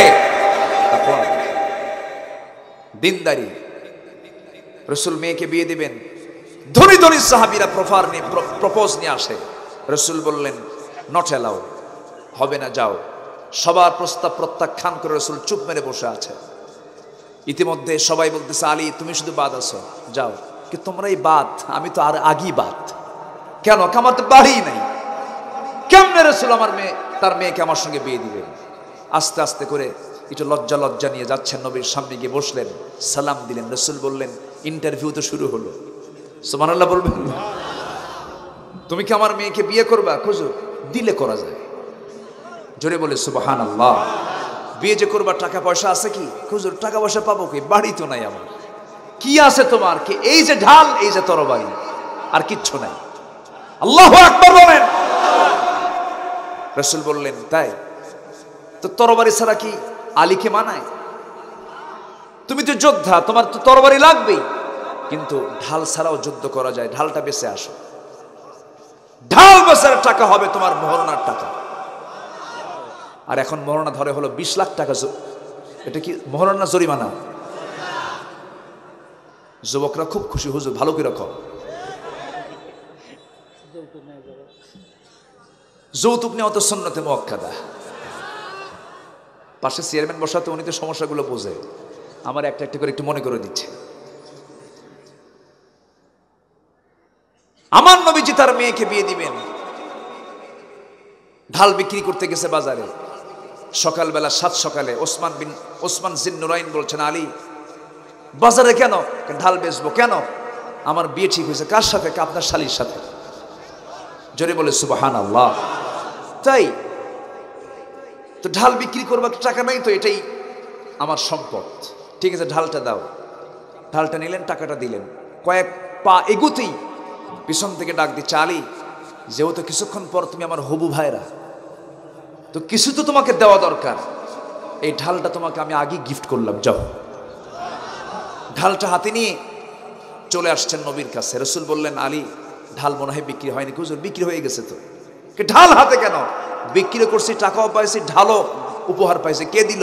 ওসমান। লোক আর খুঁজে পাও নাই। জোরে বলে সুবহানাল্লাহ। একজন ধনী জামাই আর একজন গরিব জামাই। জোরে কোন সুবহানাল্লাহ। ওই ধনী কিন্তু এই বর্তমান দুনিয়ার দুর্নীতিবাজ ধনী না। ওই ধনী হলো সলিড ধনী, আল্লাহর পথে হালাল পন্থায় কামাই করা ধনী। টাকা কখনো কমে নাই তার। একদিন দোয়া চাচ্ছে, হে রাসূল আপনার কাছে একটা দোয়া চাইতে আসছে, কি? আপনি একটু আমার জন্য দোয়া করবেন, আল্লাহ যেন আমার সম্পদ কমায় দেয়। আচ্ছা, এরকম দোয়া করার লোক তো বহু দেশে আছে মনে হয়। কোন ধনী কি কয় যে আল্লাহ আমার সম্পদ তুমি কমায় দাও? এরকম বলে কেউ? কিন্তু আলী এমন ধনী, রাসূলের কাছে এসে বলতেছে হুজুর আপনি দোয়া করুন আল্লাহ যেন আমার সম্পদ কমায় দেয়। রাসূল বলেন তাই? এই দোয়া তুমি চাচ্ছ আমার কাছে, কারণটা কি? না এত সম্পদ আর আমার ভালো লাগতেছে না। আচ্ছা থামো, তোমার আমি কিছু পদ্ধতি, তোমার জীবন প্রণালী আমি একটু জানতে চাই। আচ্ছা তুমি যখন উটির পিঠে থাকো, তুমি খাবার খাও কেমনে? সাইয়েদনা ওসমান বলছেন আমি যখন উটির পিঠে বসে যখন খাইতে বসি, উট সেই সময় চলমান আছে, আমি খাইতে বসেছি, হঠাৎ করে যদি একটা দানাও যদি খাদ্যের পড়ে যায়, সঙ্গে সঙ্গে আমি উটকে নামায় ফেলি। উট থেকে নেমে আমি সেই ছোট্ট খাবার দানাটা হাতের মধ্যে তুলে নিয়ে পানি দিয়ে ধুয়ে সেটা আবার খেয়ে নেই। রাসূল বলছেন ওসমান তোমার মধ্যে যে পদ্ধতিগুলো আছে, সম্পদ তো কমবে না, সম্পদ আর ডাবল ডাবল হয়ে যাবে। জোরে বলে সুবহানাল্লাহ। কি ছিলেন তারা, কি ছিলেন তারা! ওসমান প্রচন্ড হিসাবী মানুষ ছিলেন, মিতব্যয়ী ছিলেন। আবার সম্পদ দান করলে বেহিসাবী দান করতেন। আল্লাহু আকবার। ওমরের মতো মানুষ খুঁজে পাওয়া যাবে না। ওমর কি ছিলেন! আল্লাহু আকবার। আজকে একটা ইতিহাস পড়লাম, সাইয়েদনা ওমর ফারুক রাদিয়াল্লাহু তাআলা আনহু রাষ্ট্রের দায়িত্ব পালনকালীন তার হাতের সামনে তিনি রাতের অন্ধকারে বাতি জ্বালায়া রাষ্ট্রের কাজ করছেন। গভর্নর আসছে, একটা প্রদেশের গভর্নর তার কাছে আসছে, তার কাছ থেকে তিনি সরাসরি হিসাব নিচ্ছেন। হিসাব নেওয়াকালীন সেই বাতি জ্বলতেছিল। হঠাৎ করে গভর্নর বলতেছে, আমিরুল মুমিনিন, আপনার যে পোশাকের অবস্থা, আপনার যে দারিদ্রতা, তো এটা একটু কি উন্নতি জীবন গ্রহণ করা যায় না? তো এটার উত্তর দিতে গিয়ে তিনি করলেন কি, চট করে ওই বাতির নিচের সলতে নিচের অংশটা চেপে ধরে বাতিটা নিভায় দিলেন। নিভায় দেওয়ার সঙ্গে সঙ্গেই গভর্নর বলছেন, আপনি বাতি নিভালেন কেন? দেখো, এতক্ষণ কথা চলছিল হলো রাষ্ট্রের, আর এখন কথা শুরু হচ্ছে আমার ব্যক্তিগত জীবনের, আর বাতি জ্বলতেছে হলো রাষ্ট্রের তেলের টাকা দিয়া। এই বাতিতে আমার ব্যক্তিগত কথা চলবে না। জোরকান সুবহানাল্লাহ। কথা কি বোঝা যায়? কথা বোঝা যায়? ওমর কি ছিলেন? কলসি নিয়ে আসতেছেন, পানি তুলে কূপ থেকে বাড়ির দিকে, বাড়ির পানীয় পান করার জন্য পানি তুলে নিয়ে মাথায় করে আসতেছেন। সামনে এক প্রশ্নকারী মুসলিম এসে বলতেছে, আমিরুল মুমিনিন, আমার কিছু প্রশ্ন ছিল। করো প্রশ্ন। মাথায় কলসি, কথা কি বলা যায়? ওমরে ফারুক বললেন, ঠিক আছে, আমি নিচে নামাচ্ছি। মাটি শুকনা দেখে হাঁটুর উপরে কলসিটা রাখলেন। কলসিতে, হাঁটুতে কলসি রাখার সঙ্গে সঙ্গে প্রশ্নকারী বলছেন, আমিরুল মুমিনিন, আরো কষ্ট বেড়ে যাবে, কেমন করে আমি আপনাকে এমন অবস্থায় প্রশ্ন করব? জমিনে রেখে দেন কলসিটা। ওমরে ফারুক বলছেন, শোনো, কলসির তলা হলো ভিজা, জমিনটাও ভিজা।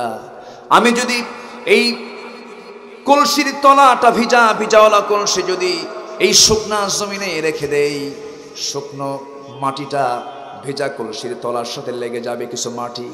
এই মাটিগুলো নিয়ে যদি আমি চলে যাই, এই জমির মালিক তো আমি নই, এই জমিওয়ালা কিয়ামতের দিন আমার বিরুদ্ধে মামলা দেবে। জোরে কোন সুবহানাল্লাহ, আরো জোরে কোন সুবহানাল্লাহ। কি ছিলেন তারা? হযরত ওমর ফারুকের নিজের ছেলে। রাষ্ট্রের পক্ষ থেকে কিছু আপেল আসছে। এই আপেলটা তার ছেলে কোনোদিন দেখেন না। আপেল ফল কাকে বলে? তার ছেলেটা আপেল ফলটা মুখের মধ্যে নিয়ে চাবাচ্ছে, খাচ্ছে। ওমর ফারুক টের পেলেন। বিতরণ করার আগেই ছেলেটা মুখে নিয়েছে আপেল, সঙ্গে সঙ্গে মুখের মধ্যে নখ ঢুকায় দিয়েছেন। নখ ঢুকায় দিয়ে জোর করে বের করে বলছেন, না না, আমার ছেলে তুমি খেতে পারো না। বউ এই দৃশ্যটা দেখতে পেরেছে, সবাইকে আপেলগুলো বিতরণ করে দিলেন। বউ এসে বলছে, আমার স্বামী ছোট্ট একটা বাচ্চা মুখে একটা আপেল নিয়েছে, এটা কি জোর করে মুখ থেকে বের করে নেওয়ার জিনিস নাকি? ওমর ফারুক বলছেন, আমার স্ত্রী কিয়ামতের দিন ভাগ করার আগে আমি আমার ছেলেকে দিলাম, এই আপেলটা যে আমার ভাগে আসবে তার গ্যারান্টি কি? জবাব দিতে পারবো না আল্লাহর কাছে। আল্লাহু আকবার বলেন। রাষ্ট্রের পক্ষ থেকে মধু আসছে। মধু কি আসছে? মধু আসছে। সেই মধুগুলো নিয়ে বাড়িতে আসছেন, প্রতিবেশীর মাঝে ভাগ করবেন, তার একটা অংশ তিনি রাখবেন। বউকে ডাক দিয়ে বলছেন, বউ আমার, এই মধুগুলো ভাগ করে প্রতিবেশীর কাছে সমান সমান করে দিয়ে দাও। সঙ্গে সঙ্গে বউয়ের কাছে বোতলটা দিয়েছেন। কিছুক্ষণ পরে আবার সেই বোতলটা আবার টান মেরে ধরে বলছেন, স্ত্রী, না, আমি তোমাকে বন্টন করতে দেব না, কারণ তুমি আমার বউ। পরে বলতেছি, প্রতিবেশীর ঘরে চলে গেলেন। প্রতিবেশীর ঘরে চলে গিয়ে বলছেন, ও প্রতিবেশী, এই যে এক বোতল মধু, এটাকে ভাগ করে সমান করে প্রতিবেশীর ঘরে ঘরে দিয়ে দাও, আমাকে এক অংশ দিয়ে দিবা। যখন একটা অংশ তার ঘরে দেওয়া হলো, বাড়িতে চলে আসলেন ওমর ফারুক রাদিয়াল্লাহু তাআলা আনহু। বউয়ের দিকে তাকার মাত্রই দেখছেন বউয়ের চেহারা লাল হয়ে গেছে, চক্ষুটা বড় হয়ে গেছে, খেপে গেছে। বউকে রাগ করে না? আস্তে করে। বউয়ের চোখ কি বড় হয় না? খেপাখেপি হয় না? রাগারাগি হয় না? সবাই তো আস্তে আস্তে করেন। মনে হয় সবার বউ মনে হয় রাবিয়া বস্ত্রী নাকি? হ্যাঁ, রাগারাগি তো হবেই কিছু। ওমর ফারুক রাদিয়াল্লাহু তাআলা আনহু তিনিও স্ত্রীর লাল চক্ষু দেখতে পেলেন, কাঁপতেছেন, অভিমান করছেন, আর বলছেন, আমার স্বামী, আপনি আমাকে বিশ্বাস করতে পারলেন না? আমি কি মধু বেশি নেব নাকি? আমি কি মধু বেশি করে নেব নাকি? আমি কি বন্টন করতে জানি না? ওমর ফারুক বললেন, শোনো, আমি তোমাকে অবিশ্বাস করি নাই, তবে এই মধুটা বন্টন করার আগে আমি একটু চিন্তা করে দেখলাম, এই মধু হলো পানীয়, এই মধু হলো লিকুইড জিনিস, তরল জিনিস। এটা বন্টন করতে গেলে তোমার হাতে কিছু মধু লেগে যাবে, কয়েক ফোঁটা মধু তোমার হাতে লেগে যাবে। এটা মাপবা কেমনে? এটা ভাগ করবে কেমনে? আমার স্ত্রী হাতে কিছু মধু বেশি অংশ চলে আসুক, কয়েক ফোঁটা মধু তোমার হাতে লেগে থাকবে, এটা আমার বেশি হয়ে যাবে। কিয়ামতের দিন ওই কয়েক ফোঁটা মধুর জন্য আল্লাহর কাছে আসামির কাঠগড়ায় দাঁড়াতে হবে। আল্লাহু আকবার। কিসের ট্রিটমেন্ট বলেন? আসতে কয় কিসের ট্রিটমেন্ট বলেন? নফসের ট্রিটমেন্ট। তাসকিয়াতুন নফস, নফসের শুদ্ধতা কাকে বলে? এটাই হলো তাসকিয়াতুন নফস। মন যা চাবে তাই করা যাবে না। আজকে আমার দেশের কিছু চেয়ারম্যান আছে, রাষ্ট্রের পক্ষ থেকে বিধবা ভাতা দেওয়া হয়, বয়স্ক ভাতা দেওয়া হয়। এটা ভালো উদ্যোগ, মহতি উদ্যোগ, প্রশংসার দাবি রাখে। কিন্তু বিধবার ভাতার তালিকায় নাম হলো চেয়ারম্যানের বউ 1 নাম্বার। আছে এই চেয়ারম্যান না, কিন্তু আছে না নাই বলেন? আছে। বয়স্ক ভাতার তালিকায় থাকে হলো 10 বছরের ছোট্ট ছেলে। কার টাকা কে মেরে খায়? কিয়ামতের দিন সব টেনে হেঁচড়ে বের করা হবে, ঠিক কিনা? আমরা বিচার চাই কার কাছে? আসতে বলে আমরা বিচার চাই কার কাছে? আমরা নফসের ট্রিটমেন্ট করব। জোরে বলি ইনশাআল্লাহ। শেষ করে দিলাম, আলোচনা চালাবো। জোরে বলি ইনশাআল্লাহ। ও জেলখানার কথাটা শুনবে, শেষ করতেই হবে, শেষ করতেই হবে। কাম সারছে, এ তো নাছোড় বান্দা সব। বলি আলহামদুলিল্লাহ। আমার সর্ববামে যিনি বসে আছেন মাওলানা আতাউর রহমান, অনেক বড় মাপের আলোচক তিনি, অনেক আগের দীর্ঘদিনের তিনি আলোচক। কথা বলেন, অনেকে চিনেন তো সবাই নাকি? আলহামদুলিল্লাহ। এরপর আমার আব্দুল গফুর ভাই, এই সলঙ্গার মানুষ, অনেক সুন্দর তার কণ্ঠ, ইলমি যোগ্যতা। আল্লাহ তুমি তার সকল যোগ্যতাকে আরো বাড়িয়ে দাও। জোরে বলি আল্লাহুম্মা আমিন। আমার আব্দুল সাত্তার সাহেব, তিনি আমার আত্মীয় হয়ে গেছেন এখন। আল্লাহ তুমি তার খেদমতকে কবুল করে নাও। তাহলে আমরা কিসের ট্রিটমেন্ট করব বলেন? কিসের চিকিৎসা আগে দরকার? নফসের চিকিৎসা। যুবক, কোন নারীর দিকে তাকানো যাবে? আসতে বলেন, তাকানো যাবে। হঠাৎ করে যদি নজর যায় তখন গুনাহ হবে না, কিন্তু আবার যদি আপনি নজর দেন, দ্বিতীয় নজর হবে হলো গুনার নজর, মারাত্মক গুনাহ হবে। একবার তাকালে গুনাহ হবে না। অনেকদিন আগে, প্রায় 15-16 বছর আগে, এক মাহফিলে পাশে থেকে এক যুবক দাঁড়ায় বলে, হুজুর, প্রথমবার যেহেতু তাকানো জায়েজই আছে, তাহলে প্রথম নজরই 1 শটে 1 ঘন্টা 1 তালে। জোরে কোন নাউজুবিল্লাহ। আল্লাহ কি কৌশল বোঝে না? আল্লাহ কি কৌশল বোঝে না? গুনাহ করা যাবে না, পাপ করা যাবে না। নিজের আমলনামায় পাপের পরিমাণ খুবই পাতলা রাখতে হবে, খুব কম রাখতে হবে। গুনাহগার হওয়া যাবে না, গুনাহ কবিরা করা যাবে না। আল্লাহ তাআলা বলছেন বান্দাকে ডাক দিয়ে, ইন তাজতানিবু কাবাইরা মা তুনহাউনা আনহু নুকাফির আনকুম সাইয়্যাতিকুম ওয়া নুদখিলকুম মুদখালান কারীমা। জোরে বলুন আল্লাহু আকবার। বান্দারে, তুমি যদি বড় বড় কবিরা গুনাহগুলো ছেড়ে দাও নিজের জীবন থেকে, আমি আল্লাহ ঘোষণা করে দিলাম তোমার ছোট ছোট গুনার দিকে তাকাবো না। সমস্ত গুনাহগুলোকে মাফ করে আমি তোমাকে সম্মানজনক জান্নাতের মালিক বানায় দেব। জোরে বলে সুবহানাল্লাহ। সফলতার জন্য 3টা কাজ শিখে যাব আমরা। সফলতার জন্য কয়টা কাজ শিখে যাব? এটা শিখিয়ে দিয়েছেন কে? আসতে বলবেন না কে? 1 নাম্বার কাজ আমি বলেছি, সেটা হচ্ছে নফসের ট্রিটমেন্ট, নফসের চিকিৎসা করব আমরা। জোরে বলি ইনশাআল্লাহ। ব্যবসা করব, সুদ খাবো না। রাজি আছেন তো? ব্যবসা করব, সুদের কারবার করব না। বিয়ে করব, জেনার কাছে যাব না। যাকাত দেব, জনগণের মাল মেরে খাবো। এগুলো হলো নফসের ট্রিটমেন্ট। সকল হারাম কাজ যে বান্দা বর্জন করতে পারবে, 1000 নফল নামাজের চাইতে, 1000 দিনের তাহাজ্জুদ নামাজের চাইতে পাপ কাজ ছেড়ে দেওয়া, হারাম কাজ ছেড়ে দেওয়া সবচেয়ে বড় সওয়াবের কাজ। এই জন্য আমরা হারাম কাজগুলোকে বর্জন করে ফেলবো। আল্লাহ বলছেন, বান্দারে, সফল যদি হতে চাও, হারাম কাজগুলোকে বর্জন করে সমস্ত অবৈধ কাজ নিজের জীবন থেকে মাইনাস করে ফেলে নফসকে তুমি পরিশুদ্ধ করে ফেলো। নফসের কিছু রোগ আছে। নফসের রোগ হলো অবৈধ লোভ, নফসের রোগ হলো অতি লোভ, রাগ করা, ক্রোধ করা, মিথ্যা বলা, গীবত করা, হাসাদ করা, কৃপণতা করা, রিয়া করা, গুজব ছড়ানো, এরপরে কিবার অহংকার করা, পরশ্রীকাতরতা, সম্পদের প্রতি অতিরিক্ত ভালোবাসা, সম্মানের প্রতি লোভ, আমার এই সম্মান আছে, এই সমস্তগুলো হচ্ছে সমস্ত নফসের রোগ। এগুলো এই নফসের ব্যাধি, আত্মার ব্যাধিকে আমরা অবশ্যই দূর করে ফেলবো। তাসকিয়াতুন নফসের জন্য আমরা চেষ্টা চালাবো। অহংকার করবেন কে? আস্তে অহংকার করবেন কে? অহংকার করার যোগ্যতা কার আছে? আল্লাহর আছে। বান্দা কখনো অহংকার করতে পারে না। আমার ভাইয়েরা, নাম্বার 2 হলো ওয়াযাকারা ইসমা রাব্বিহি ফাসাল্লা বাল তু'থিরুনাল হায়াতাদ দুনিয়া। জোরে বলুন আল্লাহু আকবার। নাম্বার 2 হলো জিকির করবে তার রবের নামে। ওয়াযাকারা জিকির করবে, ইসমা তার আল্লাহর নাম, রব্বিহি তার রবের নামে সে জিকির করবে। জিকির হবে একমাত্র জিকির যদি হতেই হয় কার নামে? আসতে বলবেন না, কার নামে?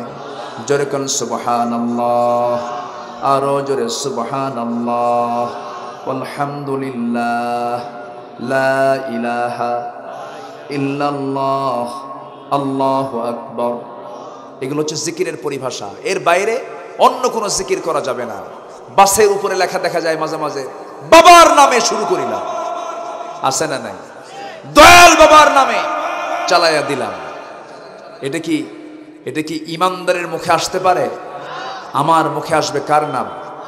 আসতে বলবেন না, কার নাম? সবাই বলেন সুবহানাল্লাহ, আলহামদুলিল্লাহ, আল্লাহু আকবার। এছাড়া আমার দেশে আরো কিছু জিকির আছে না নাই? খাজা আছে, দিল কর তাজা, ইসমে জালাল, গাজার কলকি খাওয়া হালাল। যেরকম নাউজুবিল্লাহ। আশেপাশে মাজারও আছে, হুজুরের কাছে সব খবরও আছে। 1 নম্বর হলো আমরা নফসের চিকিৎসা করব, হারাম কাজ ছেড়ে দেব। জোরে বলি ইনশাআল্লাহ। চোখকে নিয়ন্ত্রণ করব, নফসকে নিয়ন্ত্রণ করব। জোরে বলি ইনশাআল্লাহ। নাম্বার 2 হলো জিকির হবে দুনিয়াতে একমাত্র কার? বক্তব্যের শুরুতে কার নাম, শেষে কার নাম, ভরসা কার উপরে? সবচেয়ে আগে খুশি করব কাকে? আল্লাহ। সব জায়গায় আল্লাহর জিকির থাকবে, আল্লাহর নাম সবার আগে না পরে? আগে। ফাসাল্লা, এরপরে আমাদের কাজ হলো নামাজ পড়বো আমরা। কয় ওয়াক্ত নামাজ? আসতে বলবেন না, কয় ওয়াক্ত নামাজ? আমার দেশে অধিকাংশ মুসলমান নামাজি না বেনামাজি? নামাজি মুসলমান বেশি না বেনামাজি মুসলমান বেশি? বেনামাজি কিন্তু আবার মুসলমান। তাহলে এটা কি প্রশ্নবিদ্ধ নয়? প্রশ্নবিদ্ধ। আফসোস লাগে আজকে মুসলমানকে নামাজের কথা বলতে হয়, অথচ মুসলমানিত্ব টিকে রাখতে হলে কি দরকার? কি দরকার? নামাজ দরকার। নামাজ না পড়া যে কত বড় অপরাধ, কত বড় অপরাধ। নামাজ কিন্তু কোনো সুন্নত হুকুম নয়, নামাজ হচ্ছে ফরজ। ফরজ হুকুম কে দিয়েছেন? আসতে বলবেন না, কে দিয়েছেন? যে নামাজ বাদ দেয় সে কার হক নষ্ট করে? আমার দেশের অধিকাংশ নেতাগুলো নামাজি না বেনামাজি? তারা কার হক নষ্ট করে? যারা আল্লাহর হক নষ্ট করতে পারে তারা কি জনগণের হক নষ্ট করতে পারে না? এই জন্য 14 লক্ষ কোটি টাকা দেশ থেকে নাই। কত কোটি টাকা? 14 লক্ষ কোটি টাকা নাই। অতএব যারা আল্লাহর হক নষ্ট করে, যে সমস্ত নেতা নামাজ পড়ে না, ওই সমস্ত নামাজি বেনামাজি নেতার নেতৃত্ব মানা যাবে না, যাবে না, যাবে না। ইয়াউমা নাদউ কুল্লা উনাসিম বিইমামিহিম, হাসরের ময়দানে প্রত্যেক ব্যক্তিকে তার নেতা সহ ডাকা হবে। অতএব নামাজ আছে, সম্পর্ক আছে, নামাজ নাই, সম্পর্ক নাই। নামাজ নিয়ে আমরা সজাগ থাকবো সর্বক্ষণের জন্য। আজকের থেকে এই ময়দান থেকে আমরা সিদ্ধান্ত নেব, জীবনে আর কোনোদিন 1 ওয়াক্ত নামাজ ছাড়বো না। এমন সিদ্ধান্ত কি নেওয়া যায়? একটু হাত তুলে দেখেন তো দেখি। জোরে বলি ইয়া আল্লাহ, আরো জোরে বলি ইয়া আল্লাহ, ইয়া রহমান। আমাদেরকে 5 ওয়াক্ত সালাত আদায় করার তৌফিক তুমি আল্লাহ দিয়া দাও। জোরে বলি আমিন, আরো জোরে আমিন। মনে থাকবে কথা, আজকে ফজর থেকে শুরু হবে ইনশাআল্লাহ। জোরে বলি ইনশাআল্লাহ। আল্লাহ তুমি এই মাহফিলকে কবুল করো, এই মাহফিলকে কবুল করো। সাহাবীরা কত কষ্ট করে নামাজ পড়েছে, নবীজি রুকুতে গেছেন, অথবা সাইবা মুগিরারা নবীজির ঘাড়ের উপরে উটের পচা নাড়ি ভুড়ি চেপে দিয়েছে। রাসূল মুখ থুবড়ে পড়ে গেছেন। নামাজে তারা কত বাধার সম্মুখীন হয়েছে। মদিনার এক সাহাবী আযান শুনেই চলে যেতেন মসজিদে, একটা চাদর মুড়ি দিয়ে চলে যেতেন।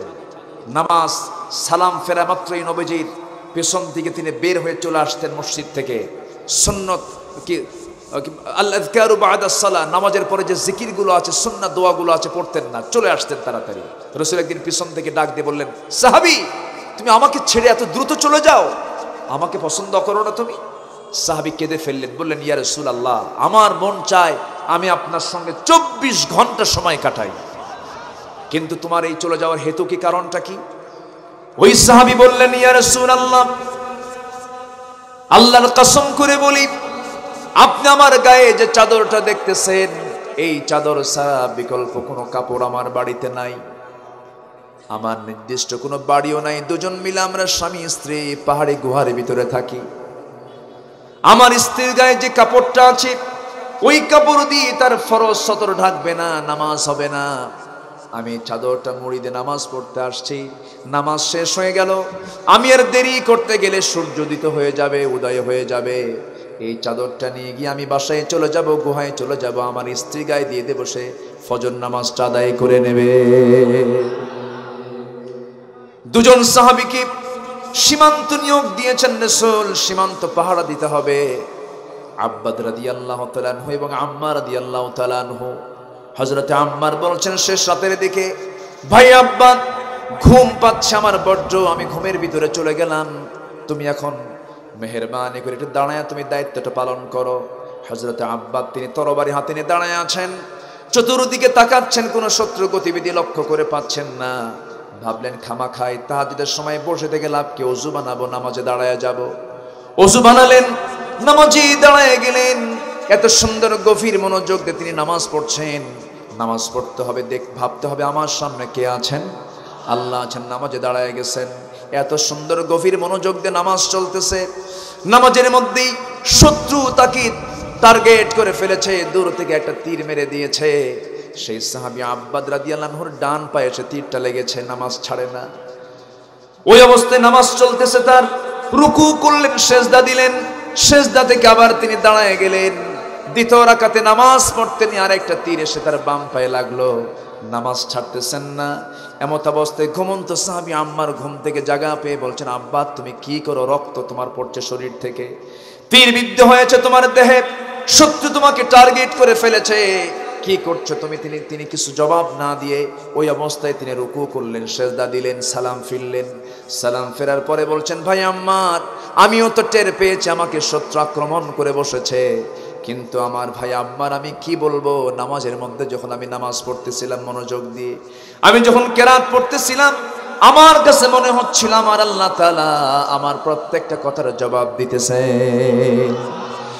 আমার আল্লাহ আমার সঙ্গে কথা বলছেন, আমি কি আল্লাহর সঙ্গে কথা বলা বন্ধ করব নাকি? এই চিন্তা মাথায় নিয়ে আমি লক্ষ্য করছি কাফের মুশরিকরা আমার দুটো পায়ে তীর মেরে দিয়েছে, নামাজ ছাড়তে ইচ্ছা হচ্ছে না। ওই সময় আমার মন বলছিল, শত্রুর পক্ষ আমার দুইটা পায়ে কেন, আর একটা তীর যদি আমার বক্ষ ভেদ করে দিত, তবু আমার মোহাব্বতের নামাজ আমি কখনো ছেড়ে দিতাম না। জোরে বলি সুবহানাল্লাহ। নামাজ হতে হবে সবচেয়ে যত্নের নামাজ হতে হবে, মনোযোগের নামাজ হতে হবে, সময়ের নামাজ হতে হবে, 5 ওয়াক্ত নামাজ হতে হবে। এমন সুন্দর করে বান্দা যদি নামাজটা আদায় করতে পারে, আর যদি আল্লাহর জিকির সব জায়গায় করতে পারে, আল্লাহর জিকির মানে শুধু সুবহানাল্লাহ আলহামদুলিল্লাহ আল্লাহু আকবার নয়, জিকির মানে হলো ব্যবসায়ের ভিতর আল্লাহর জিকির আছে না নাই? ব্যবসা করব কার আইনে? যখন আমি রাজনীতি করতে যাব সেখানেও জিকির আছে না নাই? রাজনীতি করব কার বিধান মেনে? আসতে বলবেন না, কার বিধান মেনে? সমাজ যখন চালাতে যাব সমাজ চালাবো কার বিধান মেনে? এটাও জিকির। কারণ আল্লাহ তাআলা বলেছেন ফাইদা কুদিয়াতিস সালাহ ফান্তাশিরু ফিল আরদি ওয়াবতাগু মিন ফাদলিল্লাহ ওয়াযকুরুল্লাহা কাসীরা। নামাজের জিকির যখন হয়ে যাবে, মসজিদ থেকে বের হয়ে যাবে, জমিনে ছড়িয়ে পড়বে, সেই সময় তুমি জিকির করবে কার? আসতে বলবে না, জিকির করবে কার? আল্লাহর জিকির করবে। এই তিনটা কাজ করবে বান্দা, তুমি মহা সাফল্য অর্জন করবে। এরপর আল্লাহ তাআলা বান্দাকে বাল শব্দ প্রয়োগ করে বলছেন কিন্তু তোমরা কি তুসিরুনাল হায়াতাদ দুনিয়া, দুনিয়ার প্রভাবে প্রভাবিত হয়ে যাচ্ছ। ওয়াল আখিরাতু খায়রু ওয়া আবকা, অথচ আল্লাহর কাছে আখিরাতটাই হলো শ্রেষ্ঠ এবং এটাই হলো অবশিষ্ট। এই দুনিয়া যাত্রী ছাউনির মতো, যাত্রী ছাউনিতে কিছুক্ষণ দাঁড়ায় থেকে এরপরে চলে যাই। এই দুনিয়াটা হলো যাত্রী ছাউনির মতো, কিছুক্ষণ আছে এরপরে আমরা ট্রাভেলিং করে মৃত্যুর মধ্য দিয়ে বারজাখের জিন্দেগি পার হইয়া কিয়ামত হাসর ময়দান সবকিছু কমপ্লিট করে আমরা আসল বাড়িতে যাব। জোরে বলি ইনশাআল্লাহ। জাহান্নাম যেতে চাই না জান্নাত যেতে চাই? জাহান্নাম না জান্নাত? জাহান্নাম না জান্নাত? সবাই কি জান্নাত পেতে চান? কাজ করে যাব কয়টা? সফল হতে হলে কয়টা? এক নাম্বার হলো কিসের চিকিৎসা? বলেন কিসের চিকিৎসা? নফসের চিকিৎসা করব আমরা। নাম্বার 2 হলো জিকির করব কার? আইন মানব কার? সূর্য কার আইনে চলে? আকাশ কার আইনে চলে? জমিন কার আইনে চলে? অতএব এই দুনিয়াতে আইন চলতে হবে কার? এটাই হলো জিকির। ফাসাল্লা, এবং নামাজ পড়বো কার খুশির জন্য? আল্লাহর খুশির জন্য। আল্লাহ তুমি সবাইকে কবুল করো। জোরে বলি আমিন, আরো জোরে আমিন।